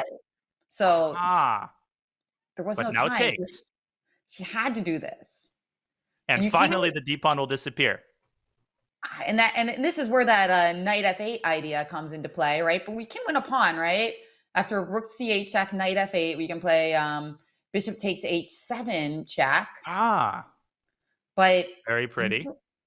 Yeah, I'm sure you're gonna get a pawn back somehow on a3, right? So instead, she goes after the a pawn and also trying to keep her bishop, because b5 is also going to be a target. Technically, this should be winning for white. I mean, 20 seconds for Harika. Her best bet is to activate her knight, and that's exactly what she does. Also very easy to miss mate here. Bishop e4 would blunder checkmate to rook d1 and knight g4. So Kateryna has to be on her toes here. I would throw in the move f3, and she does. Very good. But still a game. Knight c4. That was an important pattern that you spotted quite quickly, because it wasn't like mate in one, that the king was running up to h4 and you were giving us mate. So, yeah, it was this like mate in several. Knight g4, knight takes f2. Now the knight is trying to come into e3. 20 seconds for both players. a4, trade, knight e3. This might end in a draw. Black might have developed enough counterplay here to counterbalance the role of the b pawn. Also, black could win this game with rook d4, and white's pawns might start falling. And there's mating ideas coming up again with the knight on g4. Bishop f3, stopping rook d1 and attacking the knight on g4. Back to e3, rook a3, chasing the knight. Man, that knight is so shifty in this type of position. b5, black is going to prevent the pawn from moving from behind rook b2. And now it's black in the driver's seat after knight d4. And we're getting a preview of the bullet. Okay, but now Kateryna has to hold this with just seconds on her clock. This is a draw, of course, but in time pressure, it's so easy to either blunder a pawn or blunder mate or let black's king through. Let's see how Harika pushes this. Oh, or blunder the rook. Look at this. Yes, because they might. You want to be careful about pre-moving here, right? Typical scenario. You put the rook on the wrong file. We've seen this before. Rook a6, for example, here would be a smart rook b1. Yep. Well, thank God for the 1 second increment, Anya. Yeah, Kateryna was not born yesterday. And actually, in some sense, this does help her make very, very quick moves. So I don't feel like we're going to see her losing on time here. Probably not, I think, but Harika is trying to win this on the board. Rook f3 now, tried to go h4, but these lateral checks are so annoying. Oh, and she found a way to force a draw. Beautiful. Simply rook h8. Black is unable to escape the checks. That's right, because king f5 would allow rook f8 check. And yeah, it would have ended up becoming a dead draw there. So nicely done by Kateryna Lagno. I mean, I said this was going to be a preview of the bullet, Danya, and I can say we're going to have a good bullet because that was a well-played endgame on 10 seconds each. Yeah, very nicely done at the end by Kateryna. Of course, she's going to be disappointed because going into the endgame, she had every chance to win the game, but Harika immediately activated her knight and sensed the moment. Okay, so this is maybe will be the last game of the 5-minute portion. We might get 2 more games in. We'll see. And they keep repeating this 4-knight scotch. Slight deviation, bishop to e6 by Kateryna, leaving the possibility to play c7, c5 in one go. But that could be also very, very risky because black could overextend herself in the center. So I think this is the first line of the scotch where we don't see that early bishop g5 by white. We might see it now, but we might also see bishop coming out to f4, or even bishop to c4 is possible. Bishop c4, just pressuring that pawn on d5 and asking black how you're going to continue your development. Because then bishop g5 could come in and can get kind of nasty. None of the above, knight e2. Now c4 here would allow bishop takes c4. So not something that white has to worry about. Exactly. Well spotted. This is an important x-ray against the queen. And white is just trying to massage black's center a little bit with knight c3 to e2 to f4. Very comfortable position in the early going here for white. I think this is easier to play for Harika. Indeed, and knight d7. So no longer do we have that pin on the d file, but knight f4 puts pressure both on e6 and d5. And the issue now is knight e5 runs into this classic tactic. Bishop takes h7, drawing out the king, and queen h5 picking up the knight with interest with an extra pawn. So this is kind of an abortive maneuver, and suddenly black is dealing with a very tender pawn on d5. You might have to go knight b6 here, but that's obviously not what you wanted. Also, then there's like knight takes c6 and queen h5. There's suddenly big problems with your king. Maybe knight back to f6, honestly, is the best move. Now, what if we... I feel like in this position, if we were to play, knight f6, you called it, Danya. I'm sorry, bad idea. I'm back to home base. A good player knows how to admit that they're wrong, right? Exactly, yeah. My old coach, Gregory Kaidanov, really, he would call this saying sorry. Just, okay, knight d7, up, sorry, back to f6. My mistake, mea culpa. Yeah, humans are not always good at saying sorry. I feel like computers are good at it because they don't really have the same type of memory. Yeah, they're remorseless. They don't remember what they've done. To them, it's just, okay, knight d7 to f6. This is what I planned all along. But as a consequence of this, white has complete control over all the key central squares, a bishop pair, and long-term pressure against e6. It's a very unpleasant position for black. Oh, great position. I'm also eyeing that square on c6, the queen coming to c6.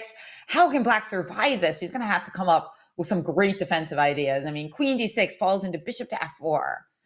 Just a great position. What can black do here? Do we have any temporary tactical ideas based on the fact that we're got a little discovery action on the queen on f3? Does knight d5 do anything? I don't think so. Just queen e4. Queen e4, yeah, queen e4 is very precise because it also hits the e pawn. Okay, bishop d6 trying to get active, but hello, e6 pawn. I think white can just gobble on e6, and this is a disaster happening right now to Kateryna here. Rook takes e6. Maybe she wants queen d7, but then the bishop can come to the rook's assistance on f5. Again, this fundamental problem is that there is no potential for a discovery against the white queen, but instead, for some reason, bishop g5. Very mysterious to me why this pawn was not captured. Yes, and now e5, the pawn is suddenly safe.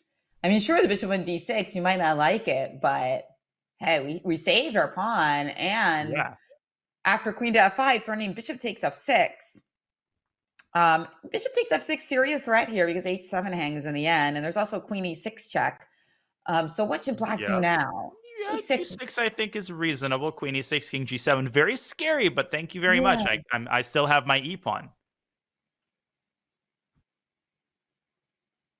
Okay. Queen e6 also a very committal move because the queen might not be able to get out of there. It's like, the labyrinth. Okay. Very good. King g7, accurate move, not allowing bishop h6. Okay, rook e2. Building up slowly the pressure on e5. We might eventually see some sort of an exchange sacrifice, but I think we're going to see queen c7 from Kateryna, just solidifying her control over the e5 pawn. So technically, rook e8 traps the queen, but of course there's bishop takes f6 check, so that avoids any kind of serious problem there. And then, but you're right. I think it's a favorable trade for black. Yeah, I mean we're not losing our queen though, so there's that. But queen c7, now the other rook looking to come to e8, but then Although bishop again, takes f6.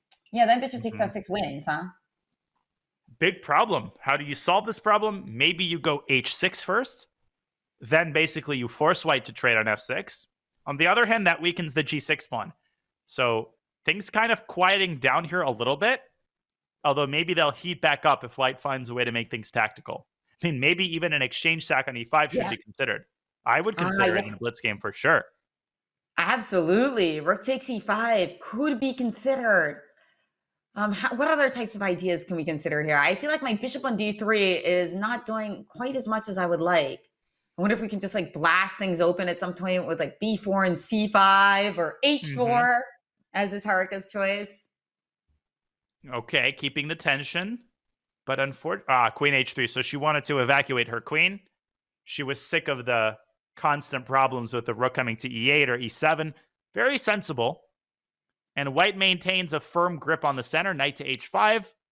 Finally, the bishop is able to centralize itself, bishop e4. And if black plays knight f4, we will see a trade and an opposite-colored bishop middle game, which is a lot more exciting than an opposite-colored bishop endgame, that's for sure. Oh, yeah, because these bishops now can hone in on weaknesses, and it's literally like the opposite of a bishops of opposite color endgame, which tend to be drawish. Middle games tend to be quite feisty. And here we see that, hey, white's got the better bishop, but black's got the better majors. So I do think that there's a nice balance here. Yeah, there's some major pressure on f2, and if white plays f3, then you're creating long-term weaknesses along the dark squares on the king side. You're allowing some bishop e7, bishop h4 maneuvers in the future. So white might seem very comfortable now, but this can blow up potentially in the other direction, and I think that's exactly what's happening. She takes and plays f3, but now the h-file starts to spring a leak. Rook h8, and maybe bishop e7 at the right moment, setting up ideas. Rook h4. Beautiful move. Idea. Yeah, and white's rooks are suddenly frozen on the e-file because of rook takes e4. Wow, this is turning around. But is it going to be enough to hold the balance? Because if I were to play rook g4, you could just swing your queen over, and I don't see a killer breakthrough. The only way to get that killer breakthrough is to improve the bishop on c7, on d6 rather. There were some tactics there with rook g5 and rook h4. She plays rook h4 immediately, maybe threatening rook g5. Queen takes h4, rook takes g2 check. I'm still lobbying for this bishop e7 move to be thrown in, though. Okay, but in that line, we do get 2 rooks for the queen, but our king is exposed, so black would be better, but it's not resignable or anything. No, yeah, that has to be properly evaluated. We're about to find out. Okay, a3, a5, keeping the tension for now is Kateryna. Maybe white will play b3 and just sort of keep passing the hot potato around. But it does look very compelling, Danya, because rook g5, queen h4, rook g2, king g2, queen h4. We do get, a pawn and it's a weakened king. I like rook enough? g5. It's a pretty risk-free option. She goes back to f4. Okay. So Harika previously responded to this with the move king to g1, and then they repeated with like rook h4, king f2. This time, rook g1. Can black find a way to break through? Or is Kateryna happy with some sort of a repetition in this final game of the 5+1 segment? That's right. The clock is out. So this will be the final game as bishop to e7 played. Excellent. Setting up queen f7 and bishop h4. Huge threat. So instructive. I love this game for Blitz. The classical portion, we're really seeing maneuvering chess, the principle of the worst piece. Black was maximized, but the bishop on d6 was terrible. So Kateryna finds this beautiful idea. And queen b6, look at the whole board awareness. When white played the move b3, it created a weakness. Now black is using both sides of the board beautifully. Bishop f2 maybe actually works out because the check on d7 can be parried with rook to f7. White loses material. I think bishop, d3. But queen d7, queen takes d3. And Kateryna forgets about this fork. And suddenly, rook d4, the queen has c3 and e3. White is still alive. Check. Another check. Will this turn around yet again? Could definitely. 24 seconds left. Mate threat. Don't blunder the mate on h8. And she blunders the check on h8. But what now? The king on g5 is surprisingly safe. Yeah, what on earth? And now our queen is in capture as well. Is rook e5 check here work? No, I don't think so. Looks like I guess it's perpetual with rook e5. And maybe just queen g7. Maybe just sit on the position. Uh-oh. Time scramble. Queen to f8, bishop g3, okay. Queen e7. Uh-oh. There was rook e6. Rook e6 was winning on the spot. Rook e6. Rook e6 threatening also rook g6, but they go for the draw. They go for the repetition. Rook e6 would have ended it. But instead, in the time scramble, totally understandable. White was worse, and white was losing. So Harika says, let me count my losses. Let me force the draw once I have a chance. That concludes an exhilarating 5-minute portion, Jen. Wow. Just a fantastic preparation by Harika, but we really saw some great fighting spirit by Kateryna Lagno, because I'm going to tell you, Danya, this score could be a lot bigger than 1 point for Harika. Absolutely. It could have been a 3-point lead for Harika had she delivered on that bishop d4 chance, but instead, it's a very close match. We're not complaining, and we'll be back with the 3+1 portion on the other side of this break.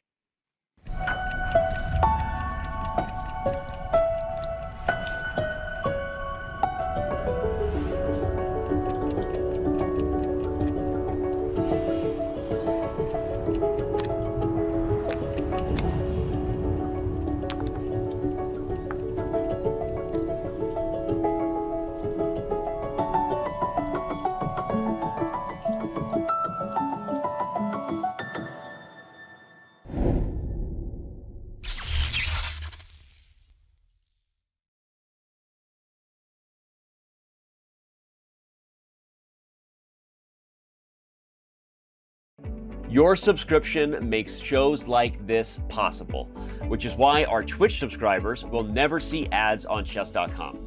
Connect your chess.com account and Twitch account at go.chess.com/connectaccounts, and bang, boom, voila, you're done. 100% ad-free bliss forevermore. Whether you're following our events on site or on stream, type the command connect in the chat, and thank you for helping bring these shows to life.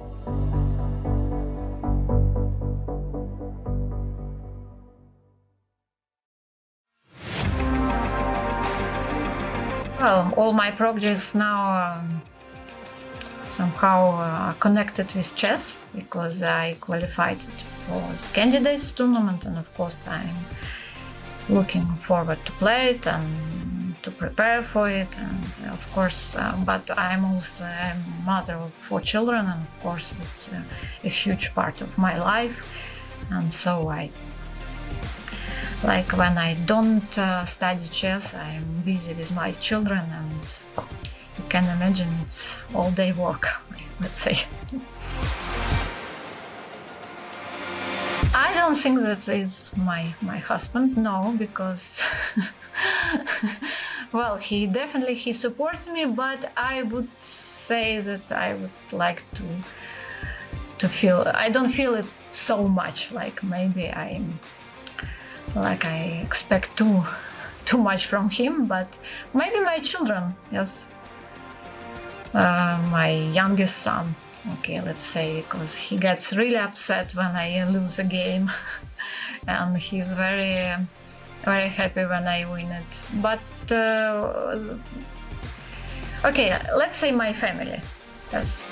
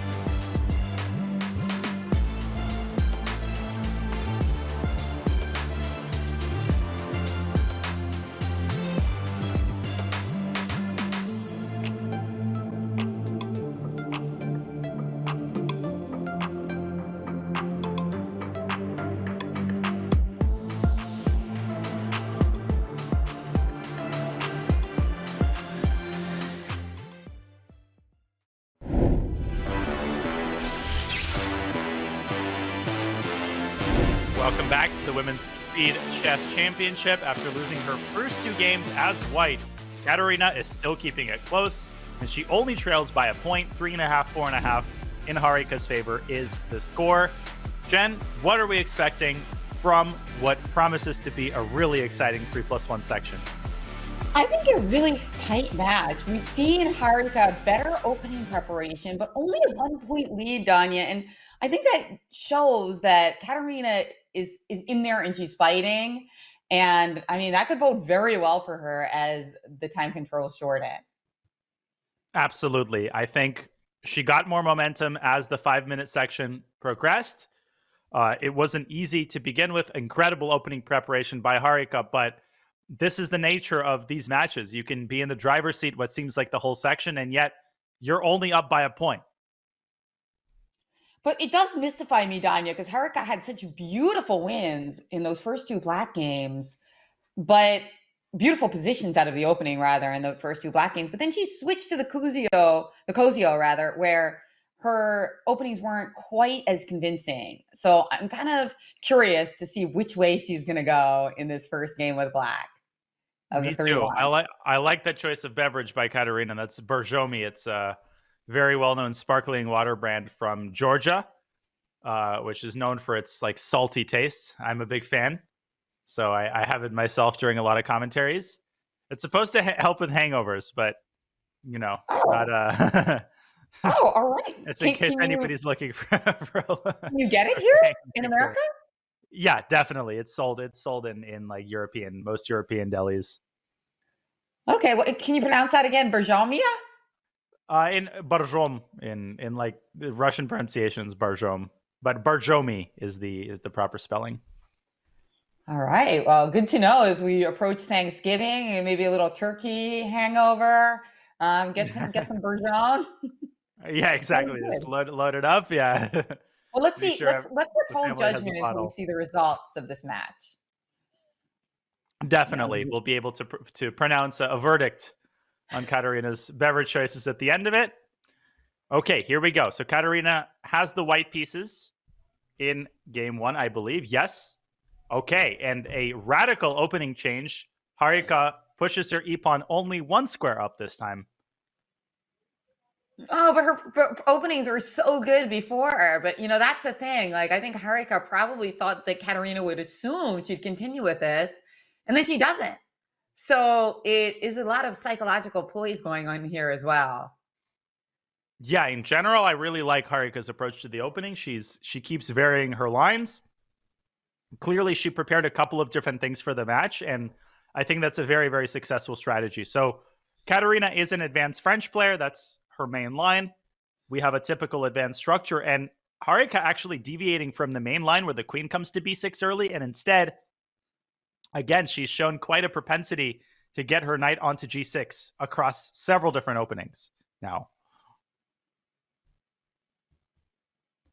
Yeah, exactly. We still have this knight on g6. So Harika does not agree with the idea that the knight on g6 is weak. Now, of course, in these lines, h4, h5 could come into play, but for the moment, that h4 pawn is just takeable because of the three pieces that are looking at it. Yeah, exactly. It's like hungrily eyed by so many pieces. But okay, so a3 preparing this move b4, I think trying to resolve the tension on the queen side and successfully resolving it, but f6, very typical French move, opening up now the other side of the board. And eventually the knight could come into f4. Black could play queen c7. I actually kind of like Black's position here. Yeah, this move a3, I see it a lot in the advanced French, right? But I always, sometimes if I get in such positions, I always regret it because then like a knight ends up coming to c4 and I've weakened myself. So it definitely has some pros and cons. Yeah, definitely. And knight f1, yeah, knight g3, knight h5 is also a very unpleasant idea, dislodging this bishop from f6. So objectively, probably white is still slightly better as the knight doubles back to e7. But white is first to the party because now knight f5 is probably an unfavorable trade for black because the e5 square will be really, really weak as a result. Yeah, we could even start with bishop f4 and then get her a major piece, a minor piece rather on e5. So I don't think knight f5 will be played. But if you don't play knight f5, is knight h5 something that Harika has to worry about? Well, she's played queen to e8 to prevent that. She's definitely worried about it. And maybe the queen is coming to g6, although if it reaches g6, it can be chased away with bishop d3. So I agree. Mostly she was trying to prevent knight h5. But okay, rook c1. b4, a6. Yeah. She doesn't want to see b5 happen. So this all makes sense. Yeah, queen f7. Okay, black is very solid, but struggling with some weak squares in the center. Maybe h6 will be played, would be my guess. h6, h3. Very common in these positions where both players are just making surface level improvements. But no, knight f5. Very concrete.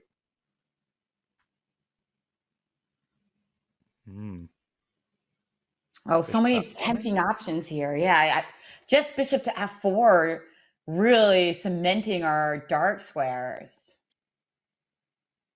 Yeah, Kateryna, very, very classical approach to the position, just going after the e5 square. But the problem is black also has this equivalent square on e4.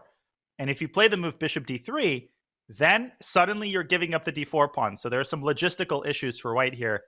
How to properly take control of the e5 square. Maybe b5 can be considered, trying to chip away at the other end and trying to just get the knight off the board. And she plays it. So b5 on the board, just again, like looking at this idea of getting that e5 square. Now, we could even consider playing knight to e5 without taking on c6. And then if knight takes e5, rook takes c8, it could be a little awkward.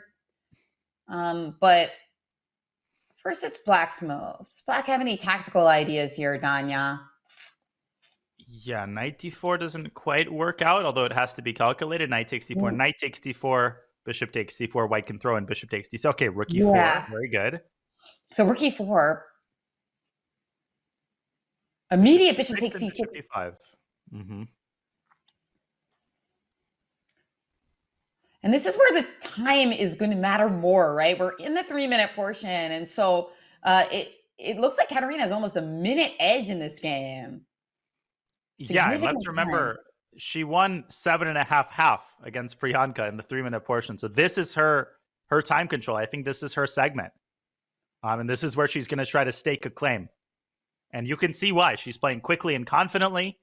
She's an excellent 3+0 player. She plays quite a bit on chess.com. So, you know, she's very, very dangerous in this time control. Yeah, f3, nice move. But thank you for the pawn. Oh, but we got to have something here. Come on. Look at all of our nice play. Our beautiful knight on e5 has got to amount to something, right? Bishop g5 is on the board. Excellent. But no more knight. But maybe it'll be replaced by a beautiful rook on e5. I would actually take with the pawn here. I think I would take with the pawn and try to get it to e7. Yeah, because bishop is of opposite color. It's like it doesn't really matter how many pawns you're up. It's about which pawn you're up.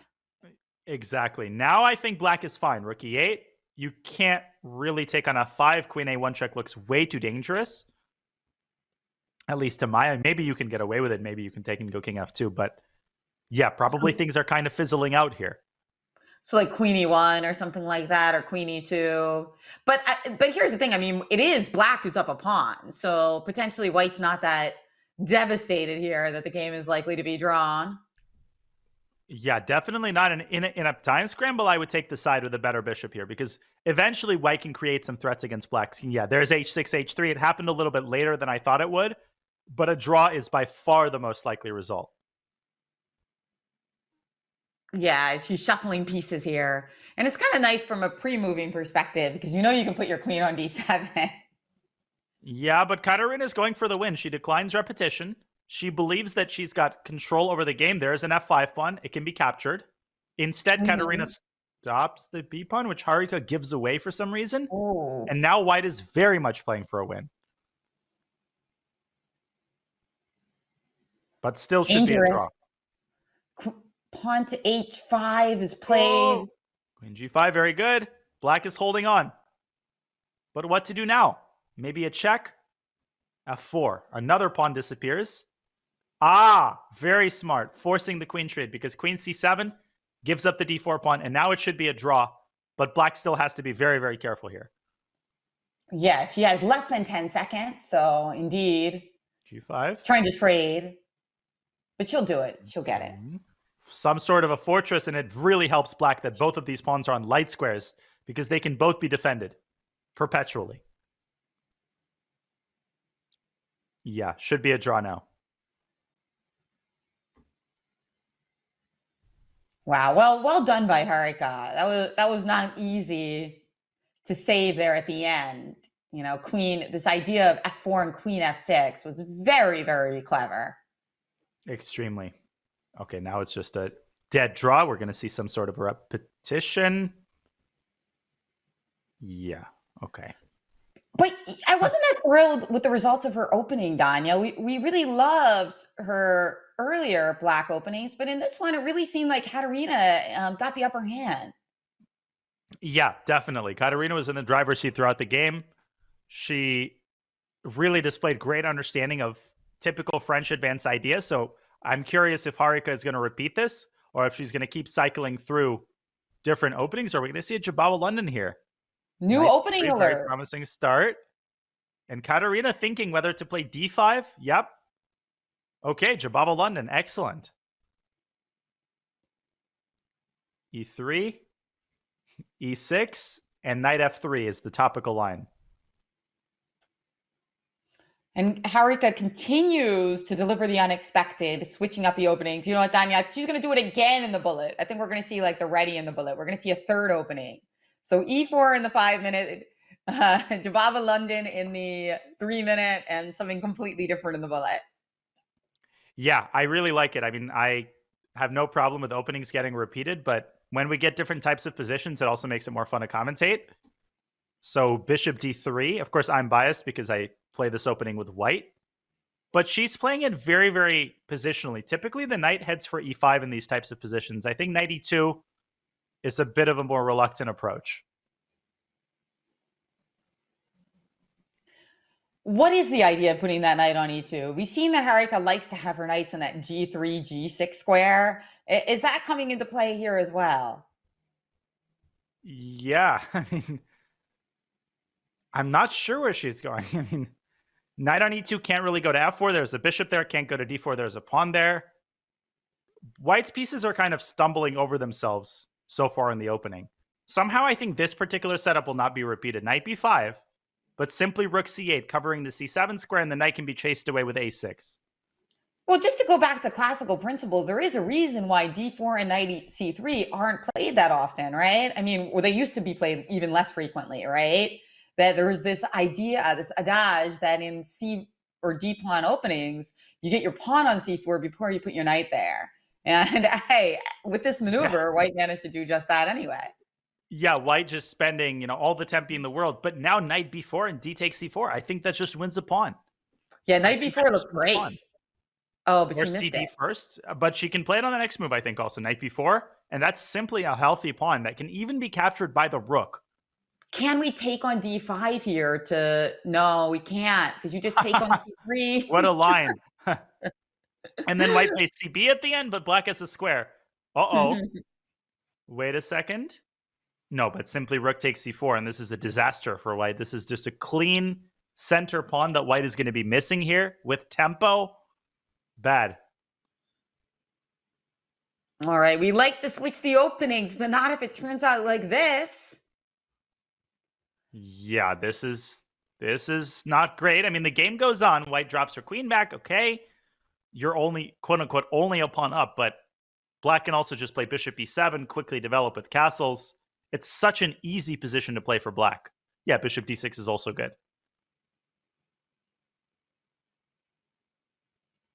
Man. Looking to tie up the match here is Kateryna Lagno, who's off to a really nice start in this game. But we know Harika does not give up easily. Rook d1 threatening, queen takes rook. Okay, Kateryna's like, all right, come on. I'm not missing that. Queen c7. Very nice. You don't expect her to. Yeah. Nope. Rook c1 castles. And b3, Black can simply drop her rook back to c6. Also, the time situation has been pretty concerning for Harika. She has fallen behind on the clock in both of these first games.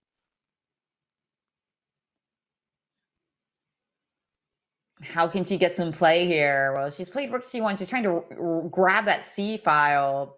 Okay, we can't quite now. Rook c1 allows queen take c1.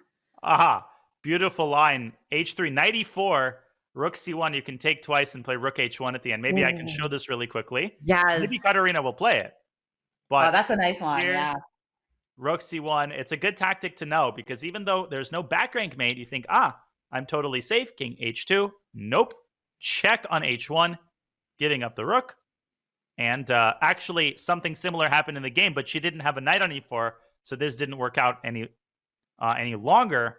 Instead, she played h6 and dropped her queen back to f8. Also perfectly fine. She keeps her extra pawn and keeps excellent winning chances in the endgame. I think we will see knight e4 momentarily. Lovely tactic, though. Really nice one. Yeah, good one to know. And White is holding on for now. I mean, still Black has to actually win the game. It's not enough to be a pawn up. But she's more than a pawn up. She also has a nice, better knight. I'm sorry, I keep bragging on these knights on g3. Well, they don't serve the player very well. You're right. Okay, nice. But what to do? We're going to try to make a pass pawn here. Yeah, with e5. That's what I was thinking. But now White would get a little bit of play with knight f5. So Black chose to take on d4 instead. But, this could the defensive task a little. This can make the conversion task a little trickier. Definitely, because it's not as easy to push e5 now. No, I think Harika is doing a fantastic job here. G3 and h4, getting the perfect structure on the king side. Of course, the problem with queen endgames is that there's always the threat of perpetual check. You can be up 5 pawns, and you can accidentally allow the opposing side's queen to sneak in and start delivering nasty checks. So e5, black will create a pass pawn, but that doesn't mean the game is over. White can still seek active counterplay with her queen. There we go, trying to get some sort of a perpetual going. Queen c8 maybe. And queen c8 check here is in play. But what happens there after queen f8, Danya? Yeah, queen f8 was possible. Queen g6 also possible. And d3 h5, and white wins the pawn. Oh dear, that's an important line. d3 h5, so well done. Wow, this decision to put the pawn on h4. And Kateryna realizes it, but if she plays something like queen d3, then all of these pawns on the 7th rank start to hang. White is very close to saving the game, but still, white has to be very accurate. I would play h5 after g6. Oh, no, Yeah, then you queen mentioned d1. earlier, those perpetuals, that king safety, that is the problem. That's what makes it hard here. She did not play h5, though. She played a5 instead. Okay, queen d5. White trying to basically sit tight and build a fortress. Because how does black make progress with this pawn deep freezing black's queenside pawns? There's no way to make progress, I think. Yeah, that was her point of playing a5 and queen c7. Okay, Kateryna, of course, will still try. She will try to force a queen trade, but as long as Harika doesn't allow a forced queen trade with a check, she's totally fine here. Yeah, that's why she's keeping that king on the g1, h2 squares. Preferably g1 because it protects f2. Okay, Kateryna going on a little walk with her king. Okay. But what now? Time scramble. Trying everything. Kateryna trying to find some arrangement of her king and her queen, but there's too many checks, and black doesn't have a plan here. She can never play b6. Yeah, it's a draw. What a save by Harika. What a frustrating game for Kateryna. I mean, she had everything she wanted. She was up a pawn, but excellent resilience by Harika, and she keeps her 1-point lead. But here she keeps, it's funny, we were saying how much we love that she keeps switching up the openings, but I gotta say, Danya, the opening advantage has gone to Kateryna Lagno in this match so far, in the 3-1 portion. Absolutely. She's been better every game, and eventually this is going to make its presence felt. Eventually, she is going to cash one of these games in, so she can't get discouraged. She has to keep displaying the same level of opening accuracy, and the ball is in Harika's court. She's repeated this. I mean, they have the same exact position, knight f1, but black is probably slightly worse here. Maybe she wants a better move in this position. Yeah, bishop e8 is a different attempt. Right. Last time she tried knight to e7 with the idea of knight f5, but knight g3 and Kateryna had a really promising position. So here we see instead Harika going for this quick e5. Early e5, okay. What is the result of this trade? It's an isolated queen pawn on d5. Who does it favor? Well, white seems to have pretty good control of the square in front of it, but that doesn't tell the whole story. Black can also get very, very active. For example, knight e5, bishop e5, the queen can come out to f6, and there could be long-term pressure on the f2 pawn. Well, you know, one rule of thumb when you have that isolated queen pawn is you want a lot of trades if you're playing against the isolated queen pawn. So every single minor piece still on the board makes this very energetic possibility for Harika.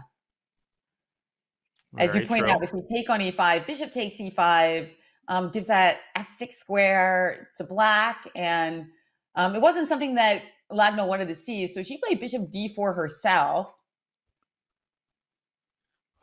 Bishop f7, but now why does the computer hate this move? I think it's because of knight to h5, and if you trade on d4, suddenly you literally cannot stop the checkmate on g7, and Kateryna, very sharp. Even though she's had some frustrating results, she has spotted all of the money moves in this segment so far, and this is going to be a huge problem because black has to allow the move knight takes f6 check. that is going to ruin a structure, and the bishop is going to be a monster. It's so frustrating because, after if bishop takes d4, queen d4, we wish you could just play something like queen g5, stopping mate. And it's that stupid knight on g6 again. Every game, it keeps being a problem.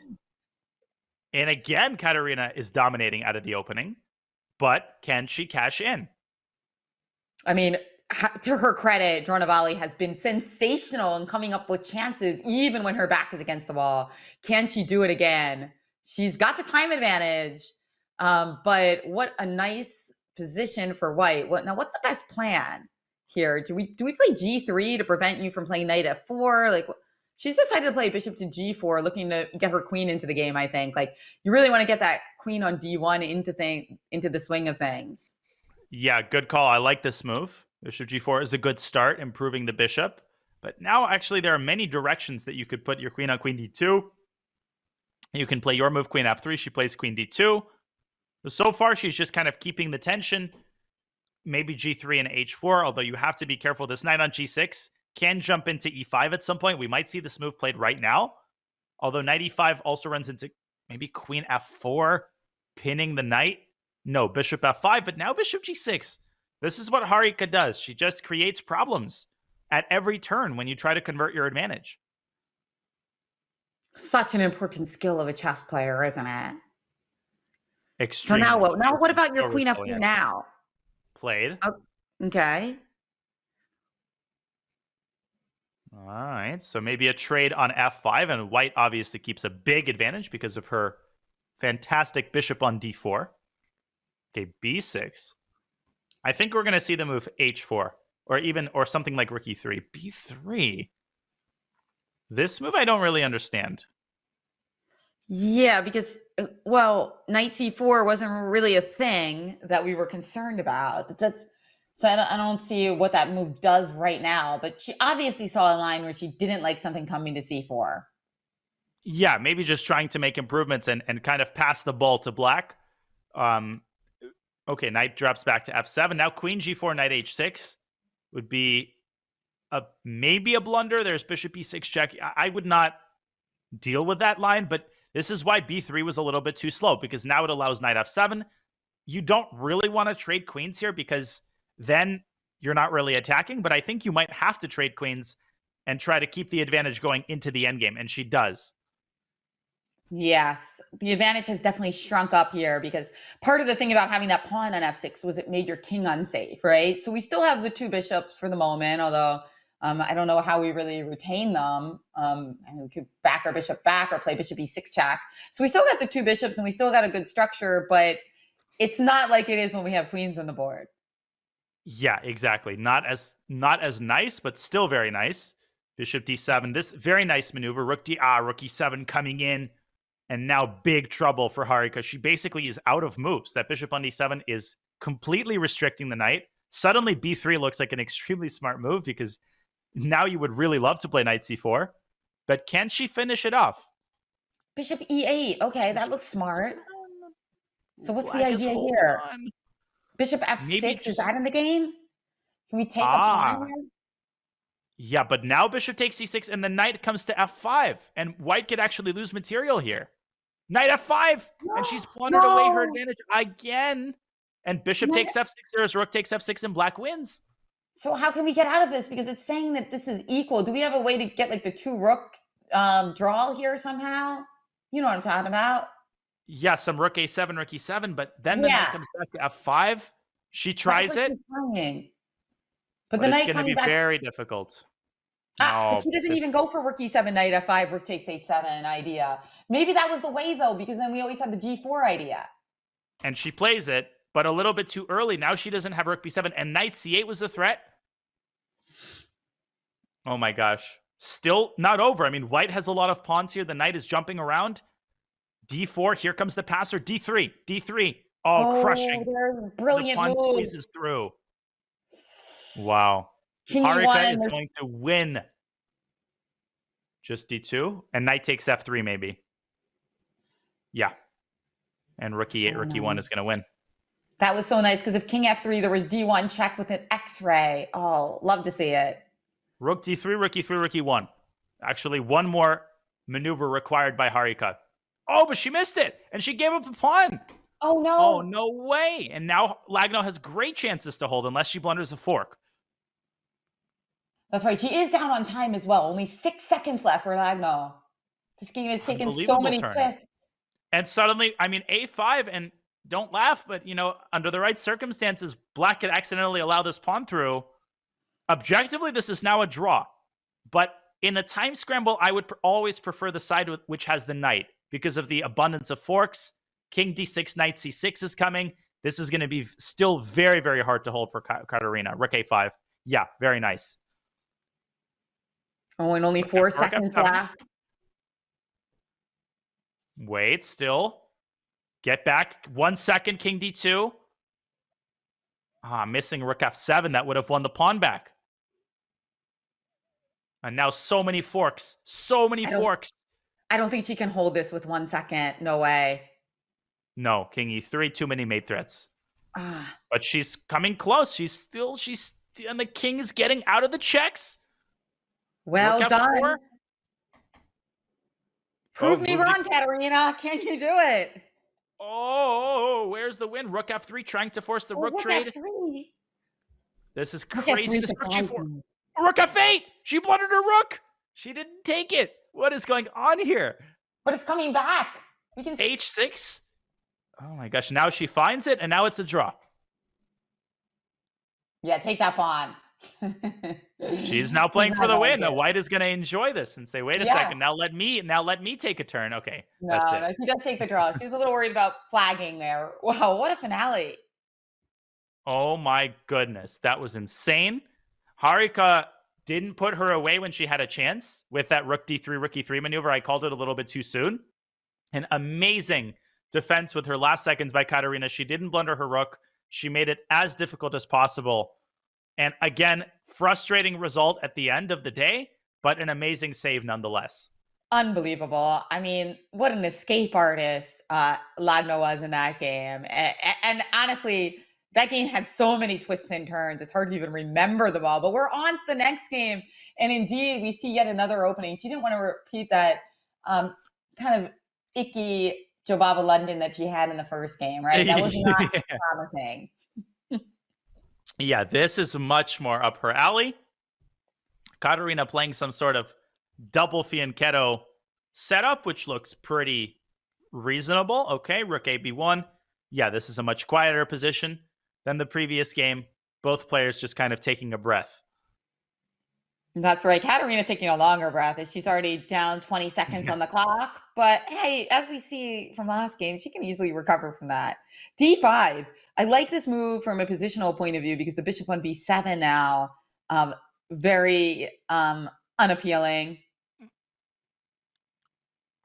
Okay, Queen A5, targeting the A2 pawn, which in most cases, I mean, you can capture it, but you might not live to tell the tale. Actually, in this particular position, Queen takes A2, I think, is a threat. Because the queen could simply evacuate back through A5. So okay, A3. Makes sense. Solidifying the pawn. And a trade. Now, what is White going to recapture with? Because knight takes C4 is now much more tempting, followed by E4, getting some sort of a Benoni structure. Oh, yeah, she's pondering it here. Queen takes C4 is the one that we're not going to see, because then just knight B6 would win that pawn on D5. So she's choosing between pawn takes and knight takes, and the knight Very it true. is. Wow, it's amazing. They've made 6 draws in a row, but it hasn't felt like that at all. Every game has been extremely combative. I think the results have been very, very fair. Oh, yeah. Some really great chess we've seen so far today. A5. Now, I am concerned about that A pawn, just like a bishop C3, queen D2, piling up on it. So bishop A6 at least avoids all the disasters because the knight now is pinned. Bishop A6 is an excellent move, yeah, because now you can eliminate the knight on demand whenever you want. And bishop takes A5 is not a threat. That's the important part because and again, excellent understanding of the position by Kateryna. She trades off the dark squared bishops. Not sure who this favors. Harika will probably move her rook away from f1, would be my guess. And maybe then it'll be time for black to trade that knight off the board and stick a rook on this very juicy outpost on b4. Yeah, this seems fine to me for black. Maybe a little bit easier to play for black because I think that white's counterplay is going to have to come from some kind of center or kingside break, which are a little trickier to figure out how to execute. But if they come, they could be very dangerous. Yeah, e5 can be very... Actually, e5 should be considered in this position. Even sacking the pawn, there are some queen d2, queen h6 maneuvers to consider. I think she's thinking about it. Yeah, or e5, knight d5. Do we have the in-between move, takes on d6? I don't think so, because knight c3, pawn takes c7, knight takes b1. So, oh, wow. Yeah. Instead, your move, just backtracking and looking at that attack. Yeah, anytime the dark squared bishop disappears, especially, you get the bishop, you have these dark square weaknesses, and that has to be paid attention to. And Kateryna now, with a very difficult decision to make, she can play d takes e5. I think she's very worried about this queen h6, knight g5 idea. She has to find an antidote, and she's got only a minute on her clock. This is very promising for Harika. Bishop c4, Oh, yeah. Great move, though. But what now? Okay. Oh, e6. Yeah, e6, because I think if we just tried queen h6, pawn takes e5, knight g5, knight f6, Exactly. would have saved the day. And white's attack would have reached a dead end. Instead, she's trying to open up new prospects. F takes e6. Maybe she wants even knight g5 and knight takes e6. Common idea. 38 seconds for Kateryna. Very tricky to stop. Knight e5, I like this move. The knight on f3 had so many potential in so many positions, trying to neutralize it. Okay. Now it's Harika's turn to take a think. E takes f7. Maybe allowing the knight. Yeah, allowing the knight to recapture. I would have maybe taken on e5 first, but at this point, I'm kind of nitpicking. It's just a very complicated position. Knight g5, but now knight takes c4. Could have been thrown in with tempo. Still pretty good for black. e5, closing up the e-file. Now the attack is kind of over. I like black's It's a position. pawn. It is a pawn for black, and potentially a second pawn could be coming soon. And maybe a You do third have to one. watch out, though. Rook c4, there could be rook b6, followed by bishop d5 check. I think that's one reason why king g7 was played. Get out of that diagonal. Exactly. Just get the king on an uncheckable square. Maybe h6 at some point. Maybe just start taking more pawns. Rook takes c4. Okay. Excuse me.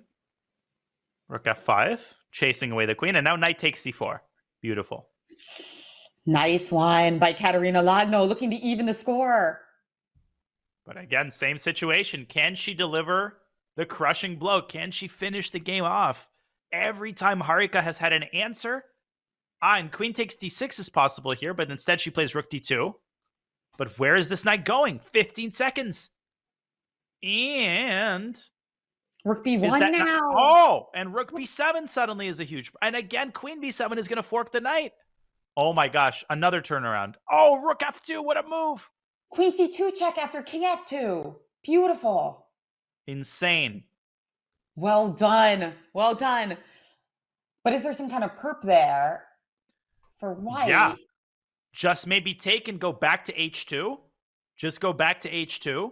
And suddenly there's all these problems. Queen b7. Black is up 1,000 pawns, but it might not help because this knight is so misplaced. It's a 3-result game, Jen. Queen d6, queen e7. There are mate threats from white's side. Crazy. Oh, knight e3 played. Queen takes e5 check. So be careful. Oh! Oh no. Oh, there was queen. Was Queen there a mate? e7. Queen f8. Just mate in 3. Where? Queen f8 was mate. Oh no. Queen f8 was mating there. Oh boy. And are we going to get another repetition? Who is playing for the win here? It's impossible to say. Well, we can't get onto the light squares because that knight on e3 protects d5. And So where another was that draw. mate, Danya? Do we have time to look? Where was the mate? I didn't see it. I think Yes, we're on to the next game. yes. I can pull up the previous game, though, if that's okay with our... Okay, yes, I would love that because I missed that mate for a second. You said there was a Beautiful, thank mate. you. There was a mate once when the king was on h6, if I understood correctly, It's very easy for me because I see the Evo bar, but I think here, Yes. here. Now let me find it. Check. Here. And maybe Just it's bishop takes and it queen. takes. Yeah. Bishop takes Exactly. and queen and queen G5. g5. Okay. There it Probably. is. Ah. That was the mate. Okay. So easy to miss in blitz, though. It wasn't like it was a one-move mate, right? And I think bishop takes g4, tiny bit counterintuitive because we're pinning the knight. So I can definitely see missing that. But wow, big turnaround there as we saw yet another draw in a wild game. And another save by Harika. I mean, again, she was at some point losing. And of course, she was on the defensive. So you're not necessarily looking for a turnaround win. In those situations, you're usually psychologically satisfied with a draw. So that makes it harder to look for those sudden, moves that turn the game around completely. Okay, another crazy opening, another cozy O. So Harika deviating from the French, feeling that, okay, this is not going so well for me. Let me go back to the Rue Lopez. And what is happening here? BC. Okay. This can't be that good for Black. I mean, we haven't sacrificed anything, and I've gotten a really lovely pawn structure.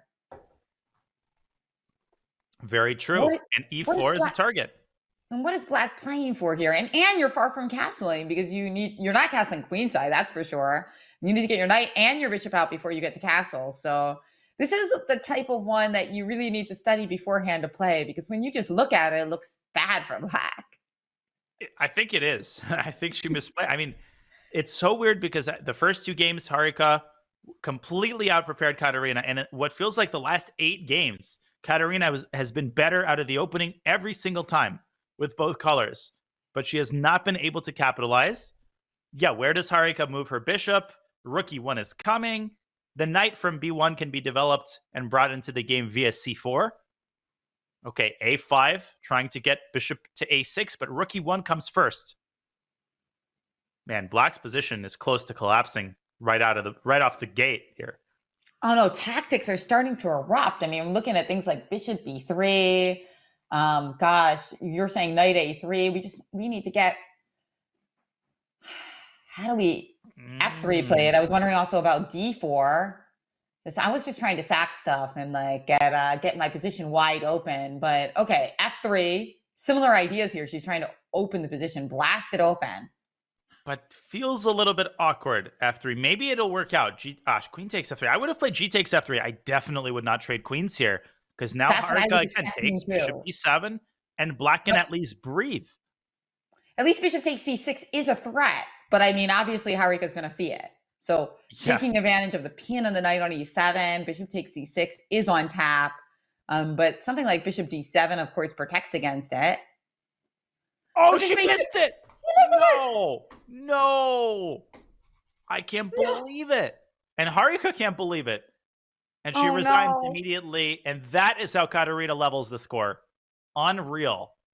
Oh my God, that was a bad commentator's curse, Tanya. All your fault. It's all our fault. No, but that was impossible to predict. I mean, bishop takes c6, she would normally see in her sleep. That was just a neural misfire. But you know what? Very frustrating. There is some logic to it, Danya, because sometimes when people get the queens traded off, they relax. They're like, no more tactics. Yeah, we saw that in game 1, actually, with colors reversed. Rook takes f3. It was Harika missing the tactic, or Kateryna missing the tactic. But Harika's left some points on the table as well. I mean, she had that bishop d4 move. Here she got out of the opening troubles only to blunder the rook. So this is going to catch up to her as well. But the fact remains, Jen, the match is tied. We've got only 11 minutes to go. This bullet segment is going to be incredible.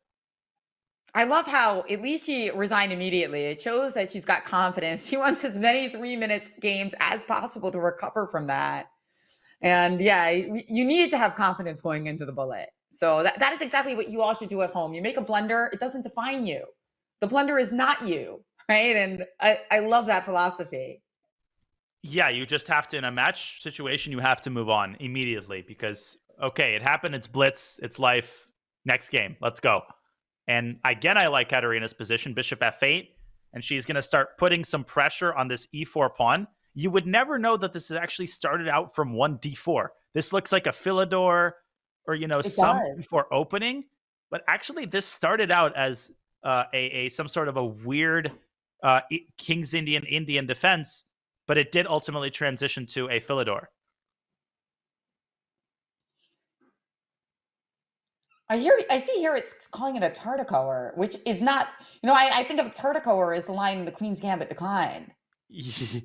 Yeah, but a I lot of learn these new guys things every day from these chess.com opening labels.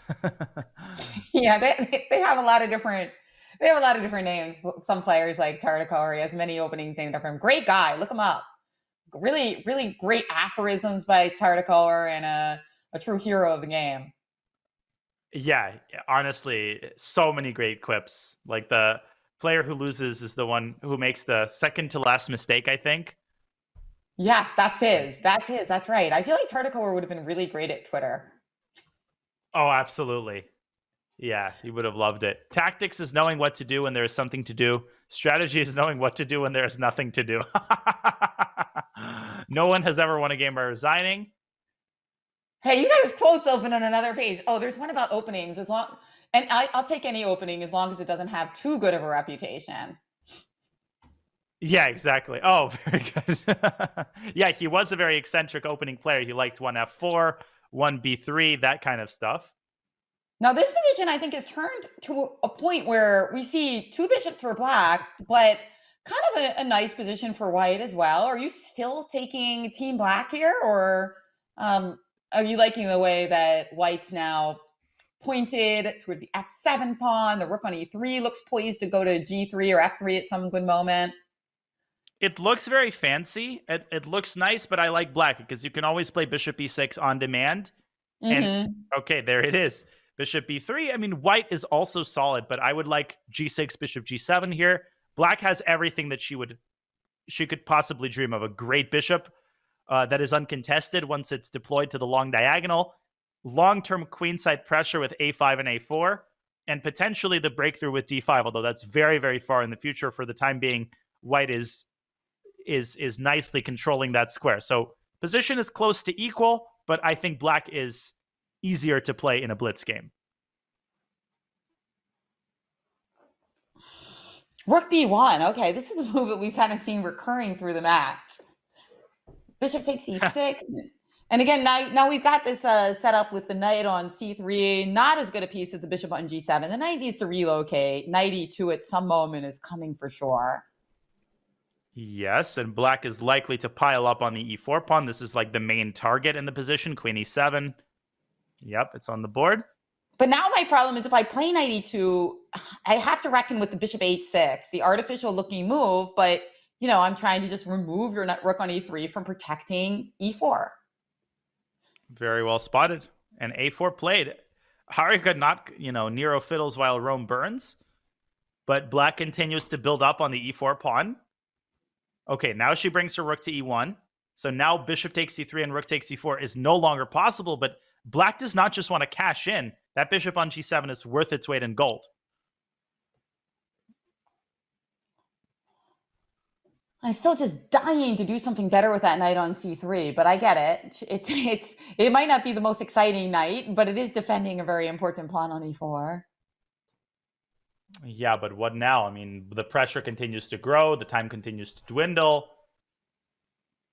Okay, knight d1. But now the knight is just sort of navel-gazing, and black continues to escalate the tension on both sides of the board. But again, it's the same problem. Where is the crushing blow? Harika just kind of curls up into a ball. We've seen this before. Can Kateryna convert this slight advantage and take the lead in the match? I don't know. It seems like she's doing a good job here as Harika of defending all the money points. But she is down 30 seconds on the clock. And now, yep, rook e2, just kind of shifting back and forth. This is all the black and white can do. Okay, are we going to see a repetition? I think Kateryna feels that, I know I have to try to squeeze something here. But if she doesn't find anything, then she shouldn't do anything drastic. I mean, the match is tied. She's in a good situation, but she can make these small moves to try to catch white unaware. That's right. And look Okay. at that. Harika took the opportunity of the bishop straying to h6 to greatly improve her knight position, sticking on c4 when you couldn't play bishop takes b2. Exactly. Okay, rook d7. Kateryna keeps trying to play for the win. I would ignore the eval bar here. The clocks continue to dwindle. Maybe d5, and it's a draw by repetition. Okay, so neither player wanting to take too much of a risk here. And we might be in our final game here, Tanya. Very likely so. 7-7 is the score. We called for a close match. We have a close match. Not a surprise to anybody. These players are so in the match, and I like it. Harika finally comes back to her initial choice of opening that brought her so much success. And let's see what, in fact, Kateryna had prepared during the 5-minute break, or the 5-minute portion break. That's right. This is the opening that she started with. Since then, she has played different things, the French defense, the Cosio, but she got great positions in this in the beginning of the match. So can she retake the lead here with this opening? We've seen, I think, either exactly this position or something very similar. I remember bishop g5, f6, bishop b3, but this time a fundamentally different approach taken by Kateryna. She takes on c6. Very concrete, just saying, give me the pawn. All right, and now queen e7, f4 are not allowed because that bishop on a7 does the pinning. So bishop f4, queen h5, both keep that pawn. Queen h5, I like it. Queen h5, keeping the pawn, activating the queen. You would love to get this knight around to f3. Okay, h6, halting the potential for white's kingside expansion. Bishop f4, very good. White is better. But black can also try bishop e6, and maybe queenside castle is what black should do in order to turn the tables here. Yeah, I would definitely castle queenside. Yeah, and then you're going to get that g5 move in that you've been pointing towards. The thing is, the queen on h5 will end up preventing black from pawn storming, which is kind of funny. Yeah, exactly. It's just sitting there in the middle. And white is also preventing black from castling queenside. Kateryna identified the danger. And she says, no, no, no. I am going to stop this from happening. And this is why g6 was played. So before playing g5, she sticks in g6, ousting the queen. And now what are we going to see? We're going to see h5 here? Yeah, maybe. Or, oops, sorry. Or maybe bishop takes e3 first, but okay, c5. Wow, very committal, trying to keep her bishop there, but also locking her own bishop up. c4, very beautiful. Nice. And look at how ugly all these weak squares, and knight a4 is going to be nasty. I feel like Kateryna is very, very close to crashing through here. What a great move, c4. I love that move. c4 with the idea of knight c3, so alert. Very well played. Bishop c5. Now black cannot castle either direction. The king is caught in the center. The knight is aiming for b6. And white could even potentially double on the d-file. This is borderline winning for white. But we know Harika just turns on in these moments, and she just refuses to give up. Can she do it again in this likely the final game of the 3-minute portion? Definitely possible. But the problem here is not only that she's down a pawn, but look at that king on e8.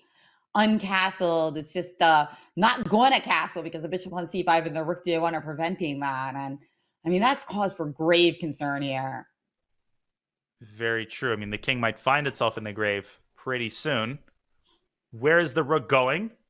Okay, but now I think rook takes d8 and rook d1 looks pretty automatic. Maybe Harika wants... No, queen takes d8, okay. Queen c7. Very good.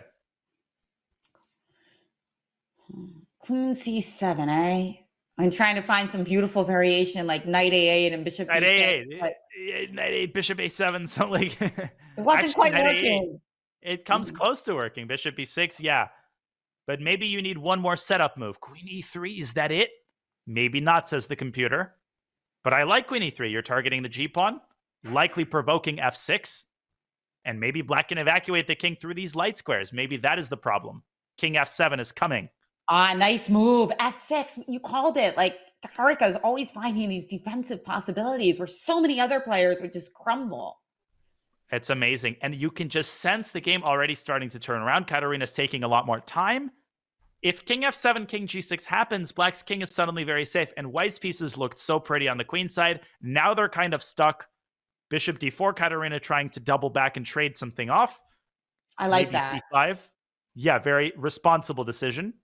And she is still up a pawn. Let's not forget that white is up a pawn. There's just a lot of logic to this, right? Like Kateryna realizes that things were turning around for her, so she wants to kind of make the game a little bit more safe. There's knight d7 in this position. Ooh. Okay, and if queen takes b2, maybe she wants e5, just blasting open the king side. Black's king just cannot catch a break here. We're gonna see it. E5. Go for it. You got to step on the gas pedal. Oh, knight c5 instead? Ah, bishop c8. But all of this makes sense, what both players are doing. All right, so now e5, you have queen takes e5. So she just played rook d4, trying to interfere with the queen's defenses. I mean, the move looks smart to me. Computer hates it, but this seems like very logical. But I think she's forgetting her own king is now going to be caught. But h4 is like literally every human would play. And hg is going to happen. There's mate threats galore. Craziness on the board. h3. Oh no. Now king is driven out. But where is the checkmate? There is no checkmate. Well, g4 check. King e2. No, then you have king e2. Okay. Queen So takes that wasn't e5, it. maybe rook e4. I don't know. Maybe an endgame.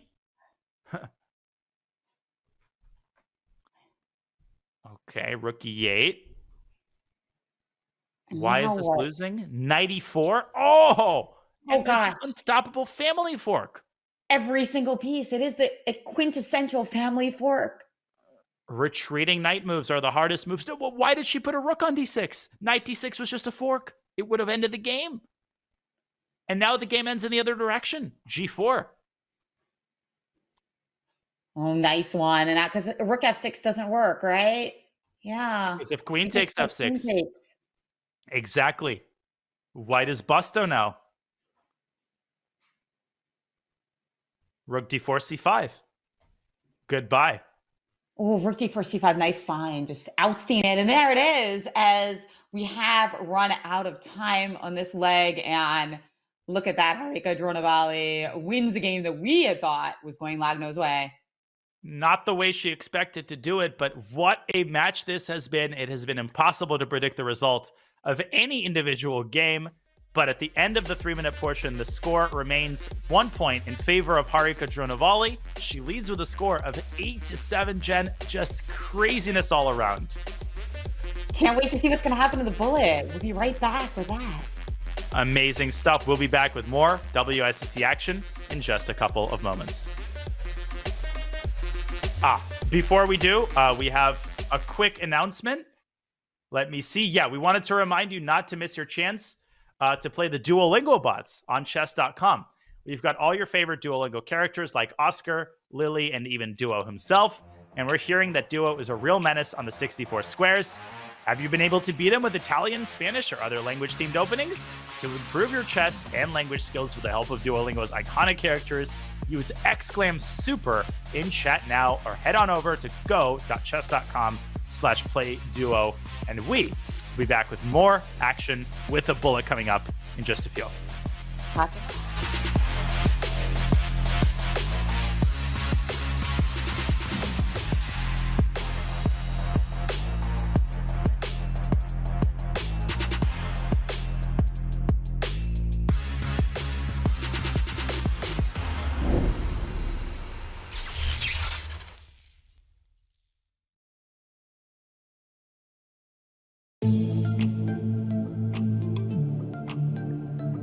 I think my most the time control I like the most is Blitz, maybe 3+2.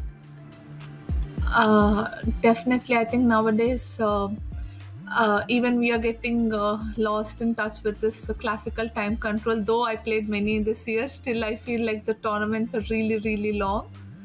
So I'm liking this more, especially after being a mother. I'm liking more of short time controls. so that you can quickly finish the tournament and you go back home. So definitely I would say shorter time controls I prefer, and especially blitz 3+2. Yeah, it's interesting, definitely. It's also, I think, addictive once you start playing it.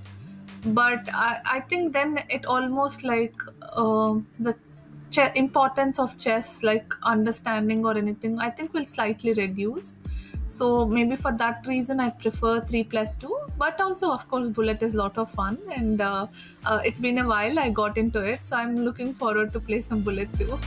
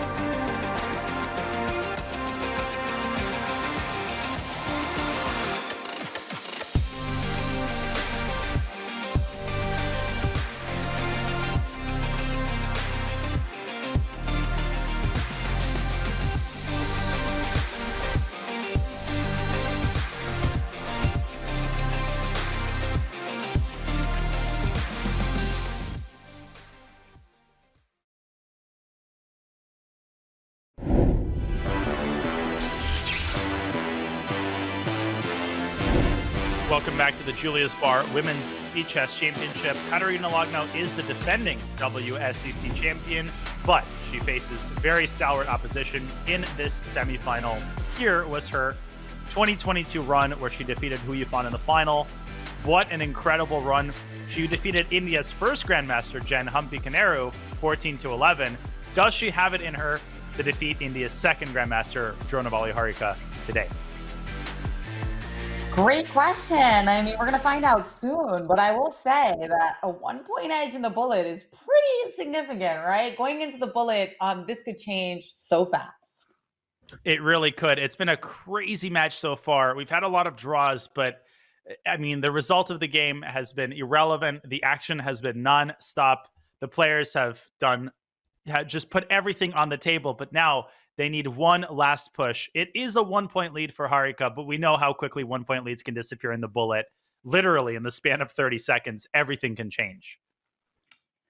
But, you know, I have to say both players are doing pretty well with not flagging. I mean, we've seen a lot of blunders in time scrambles, which is like kind of synonymous. If you look up time scramble, you also see blunder, but we haven't seen people literally fall on the flag or lose on time.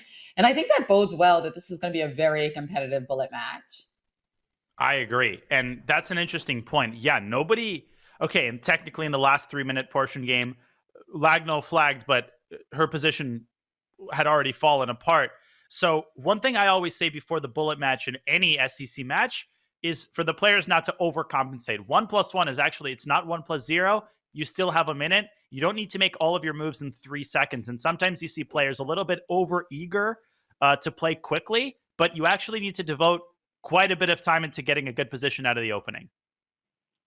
That's right. That's right. Yeah, it's funny. Your often co-host Robert Hess. Every time I'm tuning in, he's like, "They're playing too slow. They're playing too fast. They're playing too fast." And it's just something that's so funny because it's not words that you're used to hearing about a bullet game, but it is possible, and we're hearing it from the best here as well.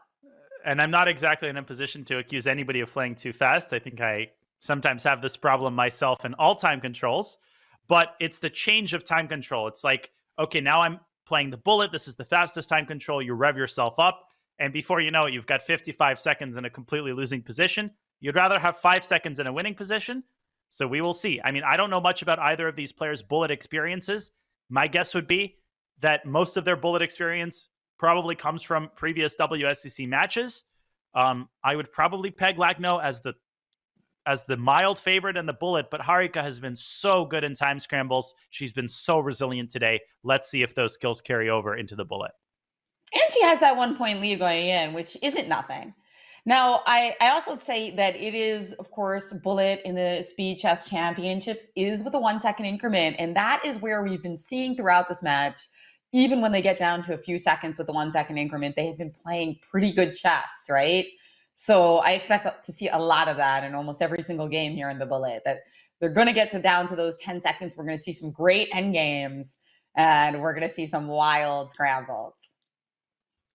We are indeed. The games are about to get underway. Okay, we have 25 minutes of 1+1 to play. We know how quickly those 25 minutes disappear. We also need to remember that 1+1 games can actually last quite a while. They can last 4, even 5 minutes sometimes. So if this match remains close, we will keep you posted on that time counter up in the top left. Very, very important for determining match strategy. But that's a little bit later. The game is underway. Harika with an English opening, and Lagno responds with a King's Indian setup in game 1. I love this choice by Harika for her white pieces. She hasn't been getting that much with white when she's played d4, knight c3, Jobava, London. So let's go for this like closed setup where she can play a lot of moves quickly. Okay, so far Harika still with a minute on her clock, but so far she's making all of the standard moves, alertly protecting her h-pawn. And the typical queen side expansion with b4, b5, that is white's main plan. Okay, rook a3. Lagno says, no, I'm also playing on the queen side. Okay, very nice. Doubling on the a file. I like it. c5. Ooh, nasty move. Nice move. Nice move. If I could play d5 here, I'd be thrilled, but there is knight takes e5. Yeah, just needling away at black's pawn. This is why you want your pawn. You want to play c6, c7 here. That would be the best move in the position. If pawns move backwards, but they do not. Okay, rook a5, but this seems very borderline. I mean, cd and d4.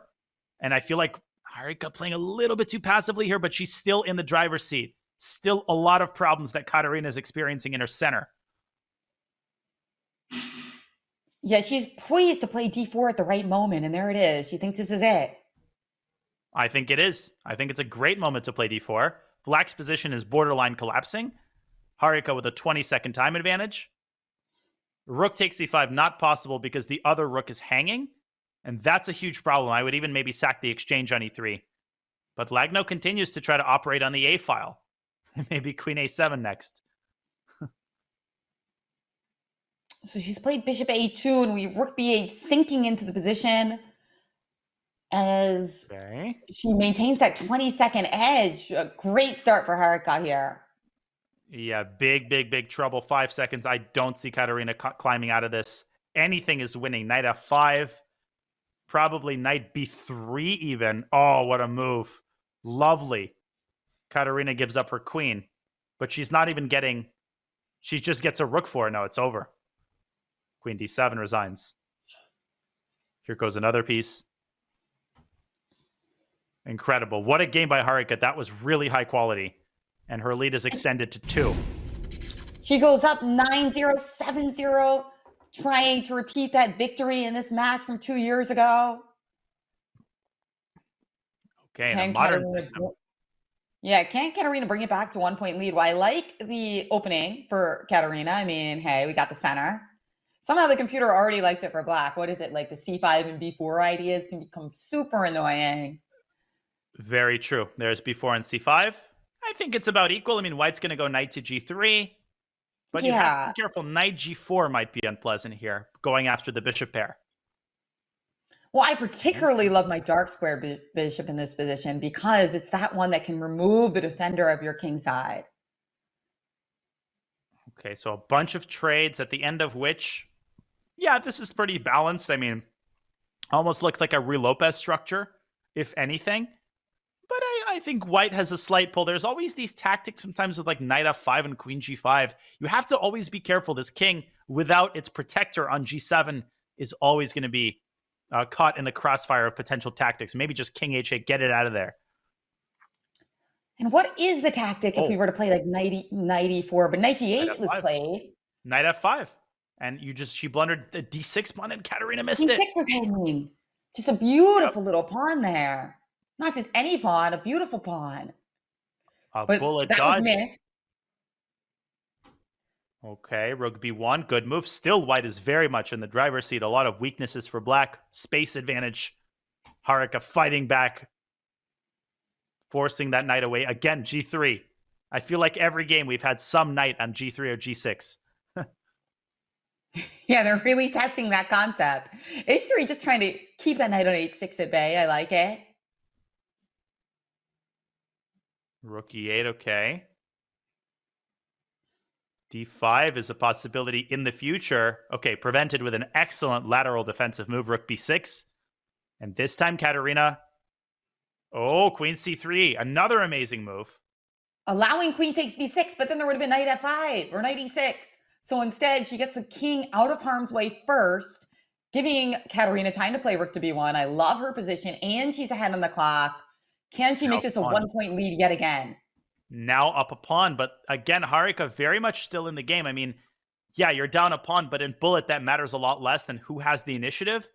Can Harika keep the flame burning? Queen d2, trying to trick white into blundering one of her pieces, but Lagno keeps everything nicely protected, forcing the queen back. But where is the crushing blow? Is it f4? Is it getting this bishop to a2? Hard to say. And here we go. The craziness begins. Wobbling. All right, and then I like that we. Oh, queen b2. Oh, queen e5. Where's the crusher? Right, queen e5 could have happened, but she went this way. It wasn't that. But it's anybody's game here still. Rook d3, not the move. Rook c5, and black extricates herself from the pin. Oh, yes. Good move, rook c5. Do it. She puts the other rook on c5, and white blunders the knight. No, but the bishop is hanging. What's going on here? So she keeps the balance. Trade? Oh my god, equal endgame now suddenly? Who is better and why? No, white is better. Rook White's a2. better, but that knight on h6 is also very woeful here. But black is trying to get piggies on the second. Get her second rook to e2. And then things will spin out of control. 1 second, she's got to move. And don't forget to stick that pawn on h4 to create a mate threat. Mate. It's mate. Harika wins. Oh, no. No way. Oh. And now it is a big margin now. 3 points. Oh, my gosh. It feels like every one of these 50-50 time scrambles, Harika ends up winning. It's incredible. She does find a way to get it done, right? That's the thing. When she was losing in the time scrambles, she would find a way to create chances. And now we're seeing the bullet version of that, which is not pretty so far for Lagno. But lest anyone think that, this match is over, 3 points is nothing with still 18 minutes to go. Every one of these games can go either way. So, I mean, this time both players are playing really, really quickly. Okay. Feels like Harika has a tiny pull, but maybe no. Maybe it's just equal in this endgame. Yeah. Wow. I mean, they've gotten to this endgame so quickly, barely breaking a sweat, either of them. But sure, yeah. Who's better and why? I mean, White's got a slightly better bishop, right? But I I think that Black will have to make some mistakes for this to be a serious edge for White. I agree. Also, of course, this can turn around. White can get overextended on the queen side. Maybe some bishop e6 can be considered to harass the c4 pawn. But another problem is that Black has a very hard time getting either of her rooks to the a file. White, on the other hand, has this infiltration to a7 already prepared, plus 20 seconds on the clock as well. Harika playing with a lot of confidence. I think she senses that this is the moment where I can deliver the crushing blow. But Lagno says, not just yet. Okay, unbalanced endgame.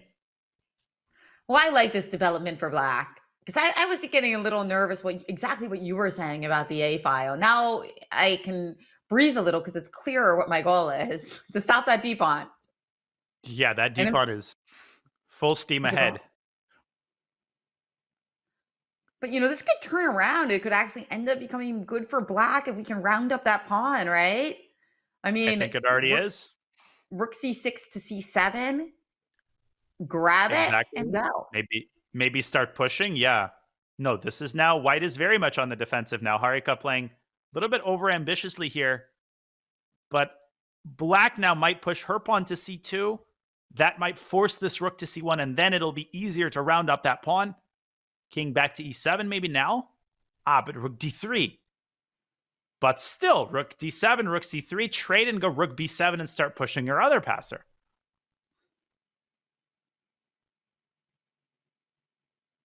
Push.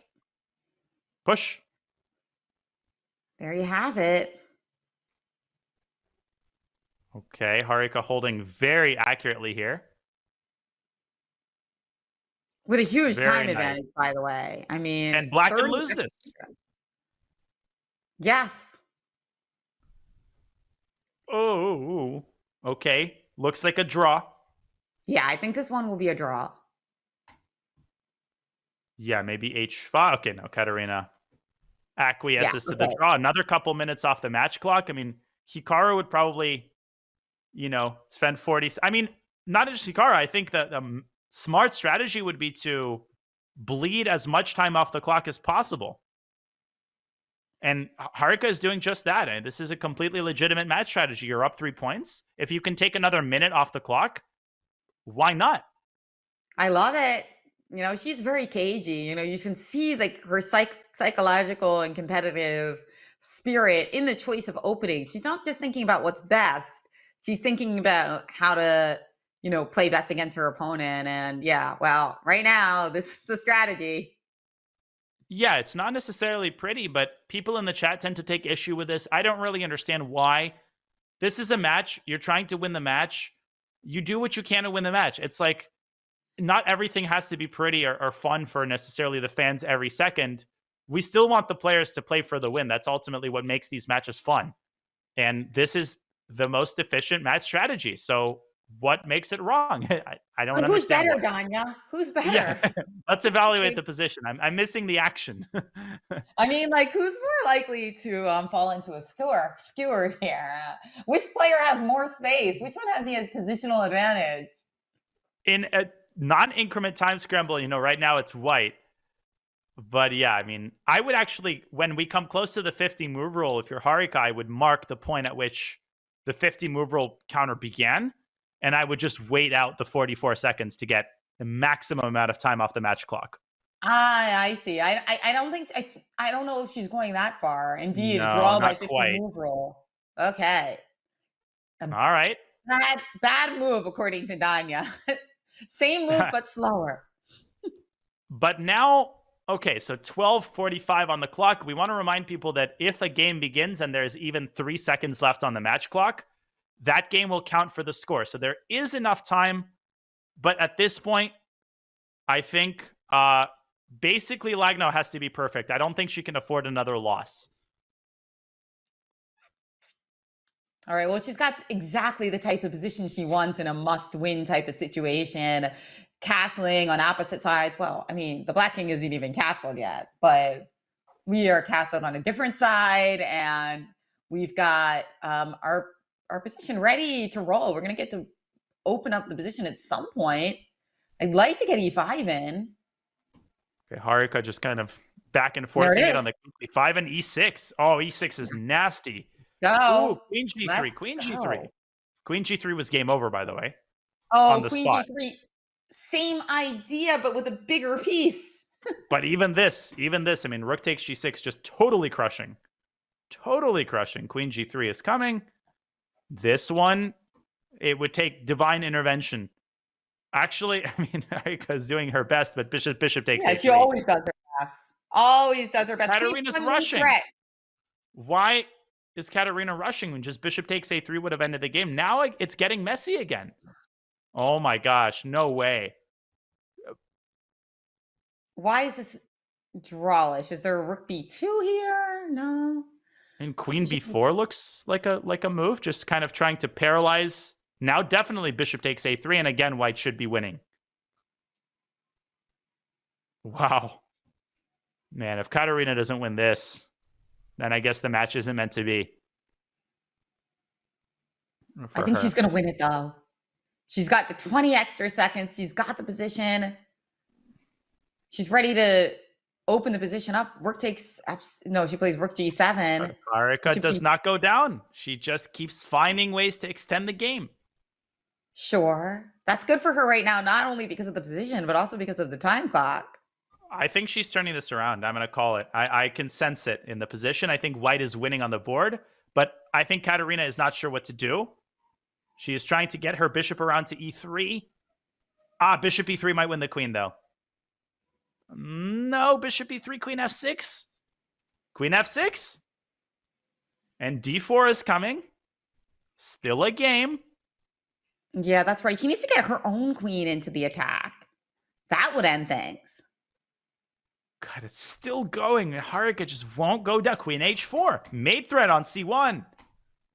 10 seconds for Kateryna. Queen D2. Bishop B6 wins the queen. Bishop Queen. B6. Bishop B6. Bishop B6. That'll make it easy. That'll do it. Huge win. All right, this was necessary. And here we're going to see Harika take it to the last second. Oh, I was wrong. Yeah, I think she should. I don't really understand why players don't do that more in SCC matches, but very honorable. 9.5 to go, plenty of time. Huge game. Huge game, potentially the decisive game, if Harika can win it. And I like, again, we saw this opening choice in the first bullet game, where she got a really nice game. She got a nice position. Yeah, this time Kateryna puts her pawn on F5 earlier in the game, which I like. I think this is a much more ambitious approach on the king side. But again, this very unpleasant plan, orchestrating pressure on C6. But yeah, Kateryna has a much better version than she did in the first game. E4, very well done. A little bit of confidence, I think the last game gave her that, yes, I can make this happen. But maybe D5 played. Sacking the pawn for some activity in the center. Kateryna says, no, thank you. Uh-oh. Very nice move by Harika. Okay, what do we do now? We need to probably play knight takes D5. Nope, she's played queen E5. And now bishop F4. Apparently not so the knight move. D7, we have time to play queen takes D1. Not the end of the world. That's why what... Yep. 8 minutes now on the match clock. Okay. I feel like black is maybe a little bit for choice here because of her very impressive pawn chain. On the other hand, white's minor pieces in the center are very active. It's anybody's game. Impossible to even evaluate this endgame. Bishop E7. Look at that. Exquisite evacuation technique by Harika. Evacuation technique. I love it. It's a very tense end game, but Kateryna is up on the clock.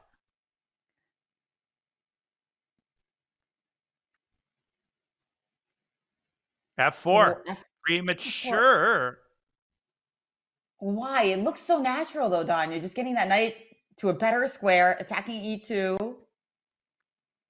And she captures it, but king f1, and she blunders a piece. Just bishop c6, knight t1, knight t1. She again rushed it. Oh, no, it's 4 versus 3. 4 pieces to 3 pieces. Not an imbalance we see every day, I must add. No, not an imbalance that we see. I don't think I've ever seen. But it's not over. I mean, black has drawing chances here, and especially because white just blundered the h-pawn, which black didn't take. Yeah, we should have taken that pawn. And there it is. You get another chance. Take it. Take the pawn. The pawn. She just resigned.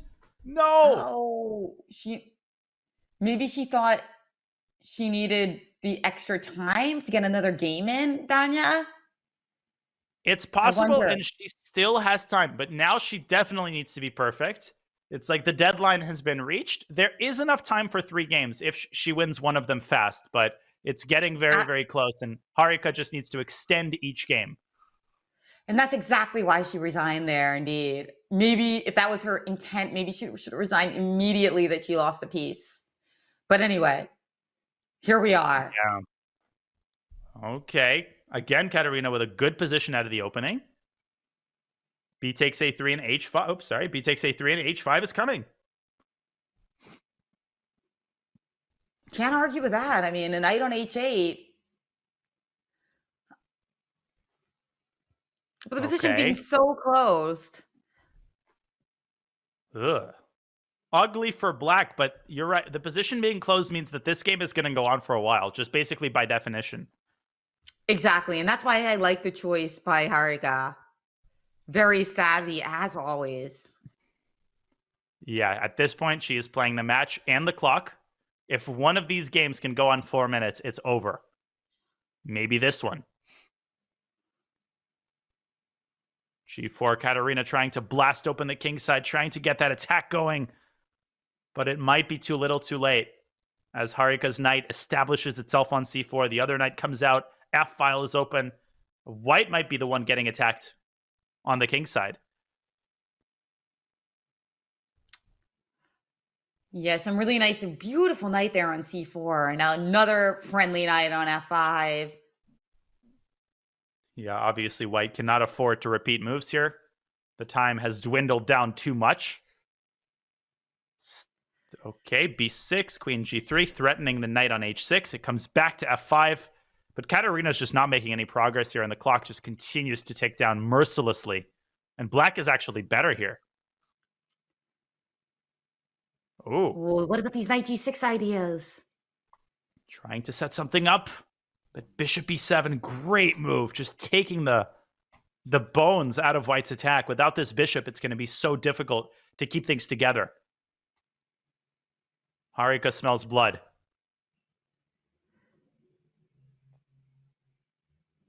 Okay. Queen f3 is a move. Oh, yeah. Queen f3 is going to be trade. juicy. Oh, bishop f1. Very nice. But rook f5, bringing in the heavy reserves.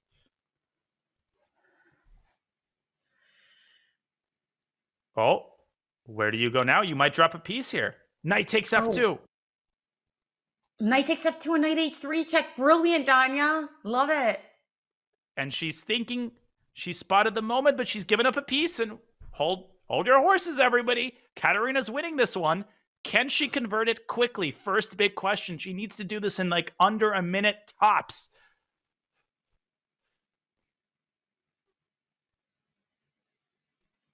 I think she can. And then we'll have a 2-pointer. Oh, but it's going to be really dicey. Yeah, less than 3 minutes now. Each game takes usually an average of about 2.5, 3 minutes. Is not even that long for a 1+1 game. Harika needs to just take another 30, 45 seconds off the clock. But she's trying. She's trying to swindle in. I mean, we know how hard she fights. She's making this very difficult on Kateryna. A lot of work still to do. King g7. There's some mate threats. Maybe f5 can be played. Okay, white is going to win, I think. Oh, she blundered a rook. She meant to play rook h1 first. Oh my gosh. Kateryna cannot catch a break.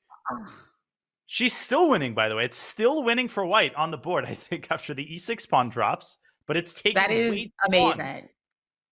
That shows you how great the position was, that she just straight up blundered the rook, but she's still winning because of these gorgeous. Speaking Full of rook and duo. it's still winning. Yeah. But this is taking too much time, I'm afraid. And it's not even over yet. How we have rook 3? C5. Oh, she's not going to win it. King e6 draw. Oh no, because Oh. d5 check, king takes f7, and yeah, we just pin it here, and that's it. And That's that it. is it. What a job by Harika, the defensive champion here. Wow, just an absolute wizard in defensive skills here. Now, of course, she was helped in this case by the rook blunder, which, by the way, Danya, I just think was Kateryna was trying to play so fast, and she mixed up in her head. She wanted to play rook h1, right, and king f3. And she reversed the order. Totally. And in retrospect, I think there was not enough time for 2 more wins. It was an admirable effort, but all credit to Harika. I mean, she faced so many difficult positions in this match, and not a single game was just sort of given away. Every time she fought very hard, and she pulled so many full points out of those difficult situations. Yeah, this will be the last game, but it is purely academic. The lead is insurmountable with only 40 seconds left on the match counter. And you know what this means? This means we're going to see Dronavalli and Yifan in the final.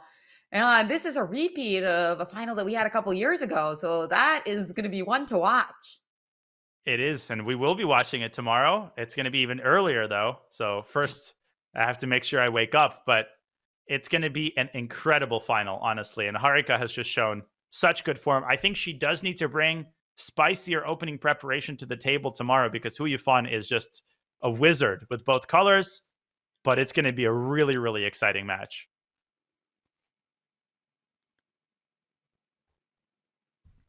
Okay.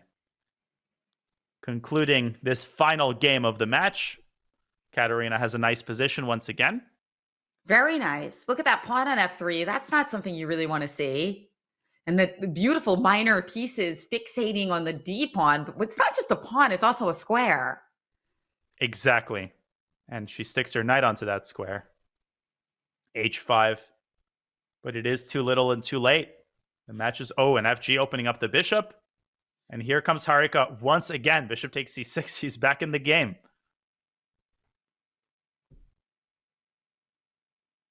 Ooh, knight f2. Game is over. Well, it's coming anyway. Oh, she wants to put the knight on... I mean, there's so many knights coming into the game. It doesn't even matter that you missed the earlier one. This one's just as good. Yeah, this one's coming too, and it's just as good. Even better. Okay, also this is very good. Bishop e4. Okay, yeah. Bishop e4 coming. Oh, queen a2 coming at it Queen from the A2, other side. yeah. Very nice.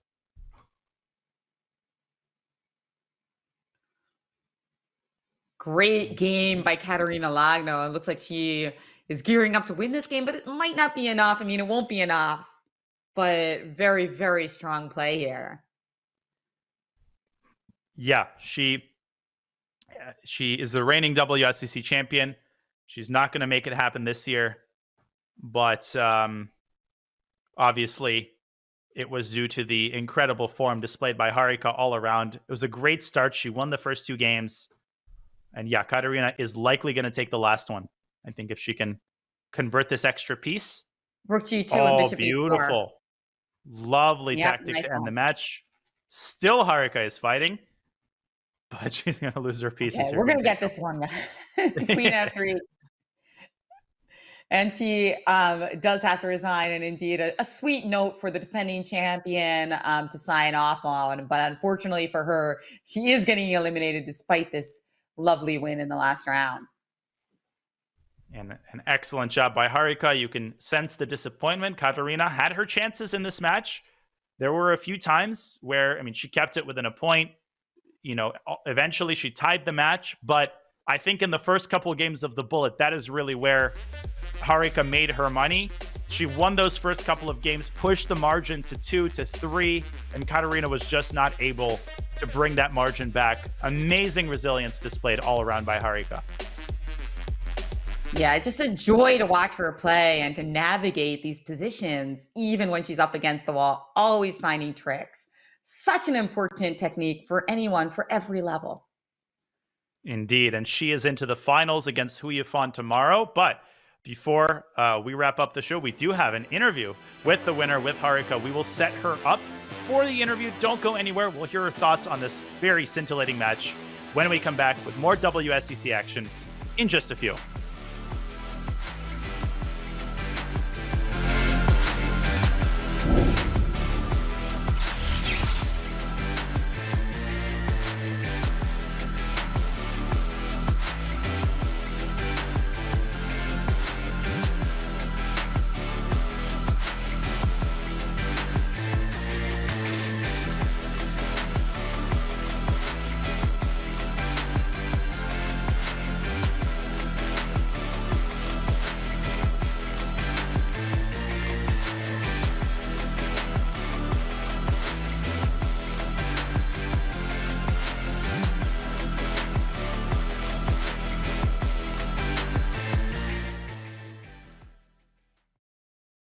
Any good chess tactics book has one pattern in it that feels like it is on a completely different level than all of the other tactical patterns.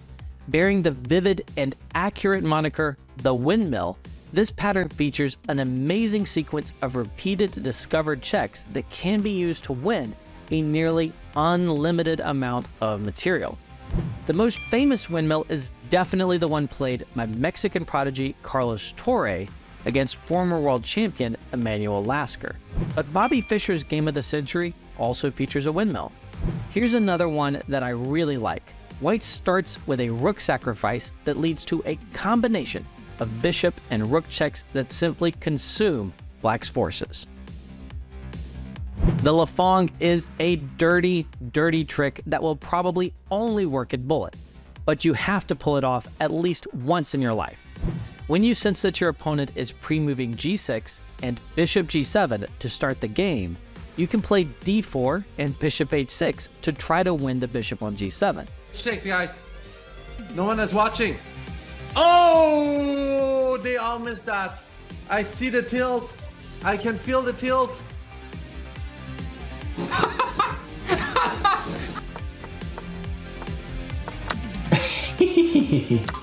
It is a high-risk and high-reward strategy because you are hanging your own bishop if you don't catch them in a pre-move. But it is certainly hilarious when you do pull it off. Like one of my friends, Asios, he made a bot. The report chart was partly based on hyperbolic games, so then you could see a lot of the Lafongs and Queen C2 takes H7 and so on. So.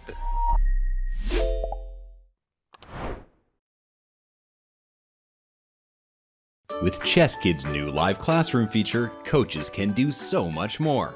Easily create or preload games from your library and invite your class in seconds. Teach face-to-face interactive lessons without having to leave the site. Teaching chess online has never been easier.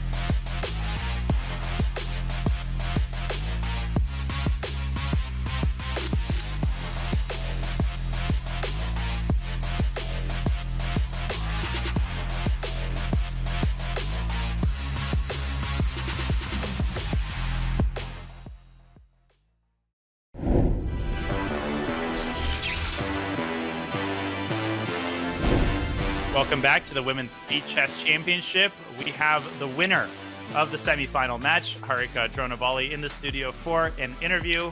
Harika, congratulations. Welcome to the show. Thank you for joining us. And a big congratulations. Can you start by sharing your impressions of the match? How do you think you played? And what do you think was the major turning point of the match? Thank you. I think firstly, like to start with, when I made like 2 points after the first break, I already felt like I missed before the break one game, like simple one more winning position. I realized I'm not going in a very good psychological frame. I shouldn't be like, making draws, and I should just try to play a game. And then I tried to change it a bit.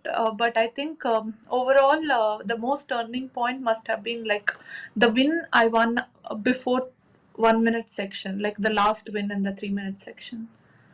I think that's where it was very critical that I started with the lead from 1+1, and 1+1 is already, I didn't know, after a point I lost control. I mean, I lost, like, I didn't even understand how many points I was in. And at some point, rook versus rook, okay, I mean, I was just trying to kill time, and I know that if you just offer a draw, it is just a draw. But like when my opponent didn't know, I just thought like, okay, I keep playing and kill some time. I don't know if it's like good strategy or not, but I just thought like, why not if I'm in lead, and just keep going. And I think after that draw, I also got chance in one more game. Most crucial, I think, is the French game, where I was like just winning. I think somewhere I started thinking that now I have real chances to win this match, because until then it's never clear, and the time was ticking down. And there I blundered, and after that I just didn't know what happened, how many points I was in. I just kept fighting. I just kept playing and playing. Fighting definitely seemed like your spirit today, as no matter what the position, it always felt like you were never counted out. Like, how can you train that? Like, is there some secret to your resilience? No, I just keep fighting. I don't have choice, and I just like try my best to not lose, and I keep playing and fighting. Harika, you are facing Hu Yifan, a formidable opponent, tomorrow in the WSCC finals. You have a long history with her over the board and online. Can you tell us a little bit about your record against Hu Yifan, and also how you're going to prepare for that match and what your overall strategy is going to be? Actually, I didn't even still process that I finished this and I'm going to finals, and that you're saying it's tomorrow. I just got to know. So definitely I'll try my best. I think already it's been one big match, and I just try to relax a bit, and I'll try to focus on the game as much as I can and try to play some quality games if possible. I think score, maybe I'm in little bit worse. I think last time I played with her in finals, like in 2021. And I lost in the finals. Yeah, I mean, I don't know, like, it's just a new day, and I'll fight. What do you think it is about Hu Yifan that makes her so strong? If there's something you could pinpoint about her game. No, of course, she's a very strong player. Her understanding of chess is really strong. And I think these days she's also playing pretty normal tournaments, couple of tournaments at least, not like she's not in touch or anything. I think she's a very very strong player, and I think a very interesting opponent to play with. We are certainly hyped for the final, and we're so glad you're going to be there, Harika. You played fantastic today. We were all inspired by your fighting spirit, and we can't wait to see more of it tomorrow. Thank you. Congratulations. Get some rest. Good luck tomorrow. And thank you. We're excited for the match. Yeah. Okay, that was Harika, our co-finalist, who will be taking on Hu Yifan. It's going to be an incredible match tomorrow, Jen. There's no doubt about that.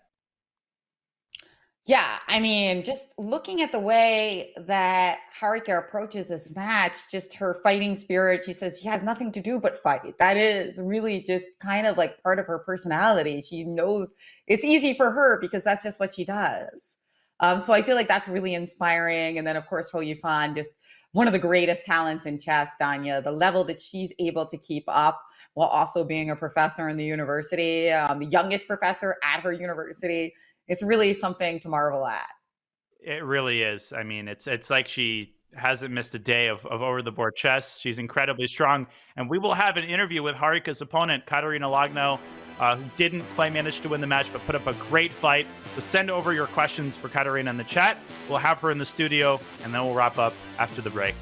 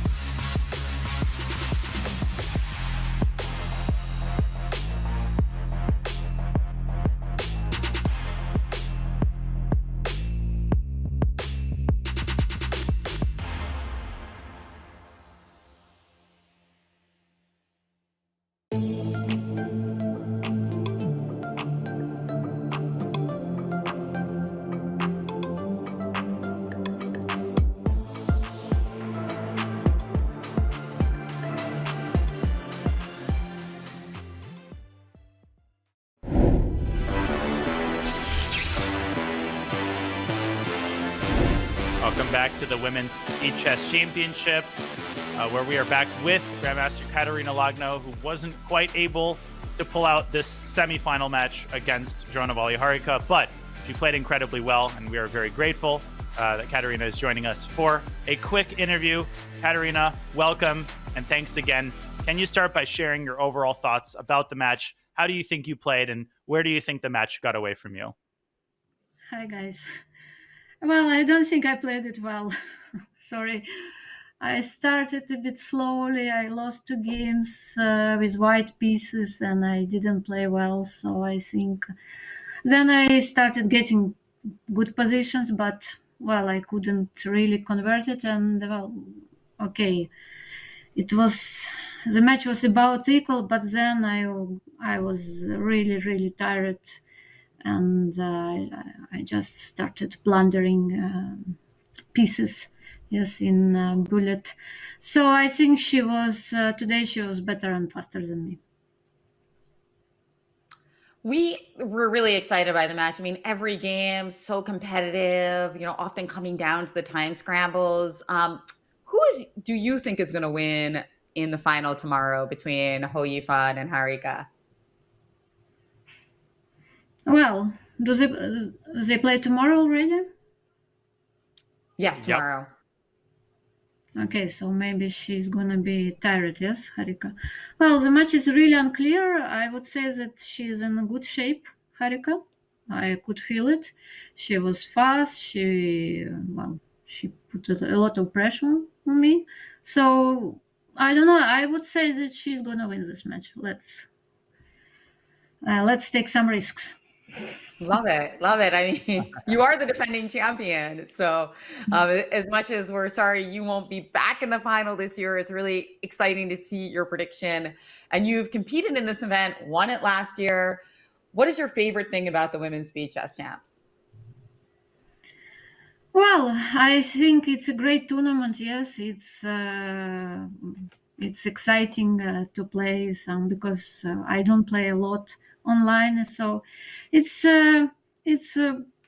nice training. First of all, yes, to you play a lot of games with strong opponents. You try to see to see some tactics, yes, to try new openings maybe. So I think it's a good training for me. So that's what I like the most. Kateryna, final question for you, and then we'll let you rest. Any over-the-board events or online events coming up for you? And if so, anything that you're looking forward to? Well, only Rapid and Blitz. I don't play classical chess in the end of the year, so I'm looking forward to play in Samarkand World Rapid and Blitz Championship. So I hope it's gonna be a good training and before this event. So. Should be a fun event. Kateryna, it's late for you. You played a long match. We will let you take your well-deserved rest. Congratulations on a great third-place finish in this year's WSCC. Best of luck in the World Rapid and Blitz. We look forward to seeing you compete more in subsequent years. Thanks a lot. Thank you. Great match. Absolutely. There is the final bracket going into the finals. It'll be Harika against Hu Yifan. Nobody can believe that the match is tomorrow, Jen, but it is in fact tomorrow.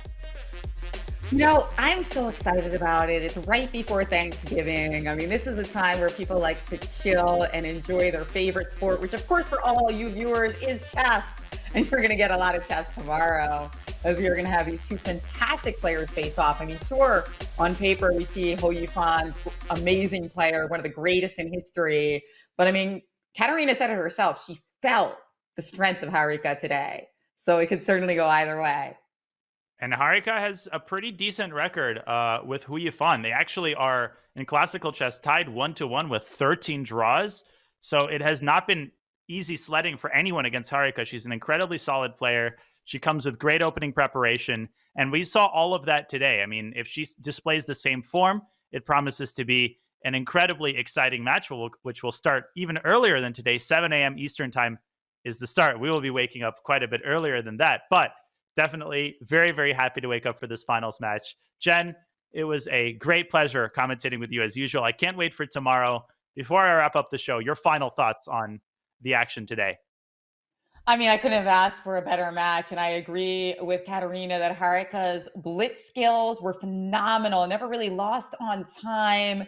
And Ho Yifan is just one of the most talented players. So I just think that tomorrow is going to be a battle of strengths. And I can't wait. So don't forget extra coffee, Danya. Let's go. Mm-hmm. I'll have the pot brewing bright and early, and people watching, you should as well. Thank you, everybody, for joining us today for the semifinal. Jen, thanks again to you. It was a great pleasure. Our amazing crew at chess.com and everybody watching. We'll see you tomorrow for the finals, but for now, have a great rest of the Tuesday. We'll see you with more finals action tomorrow. Goodbye.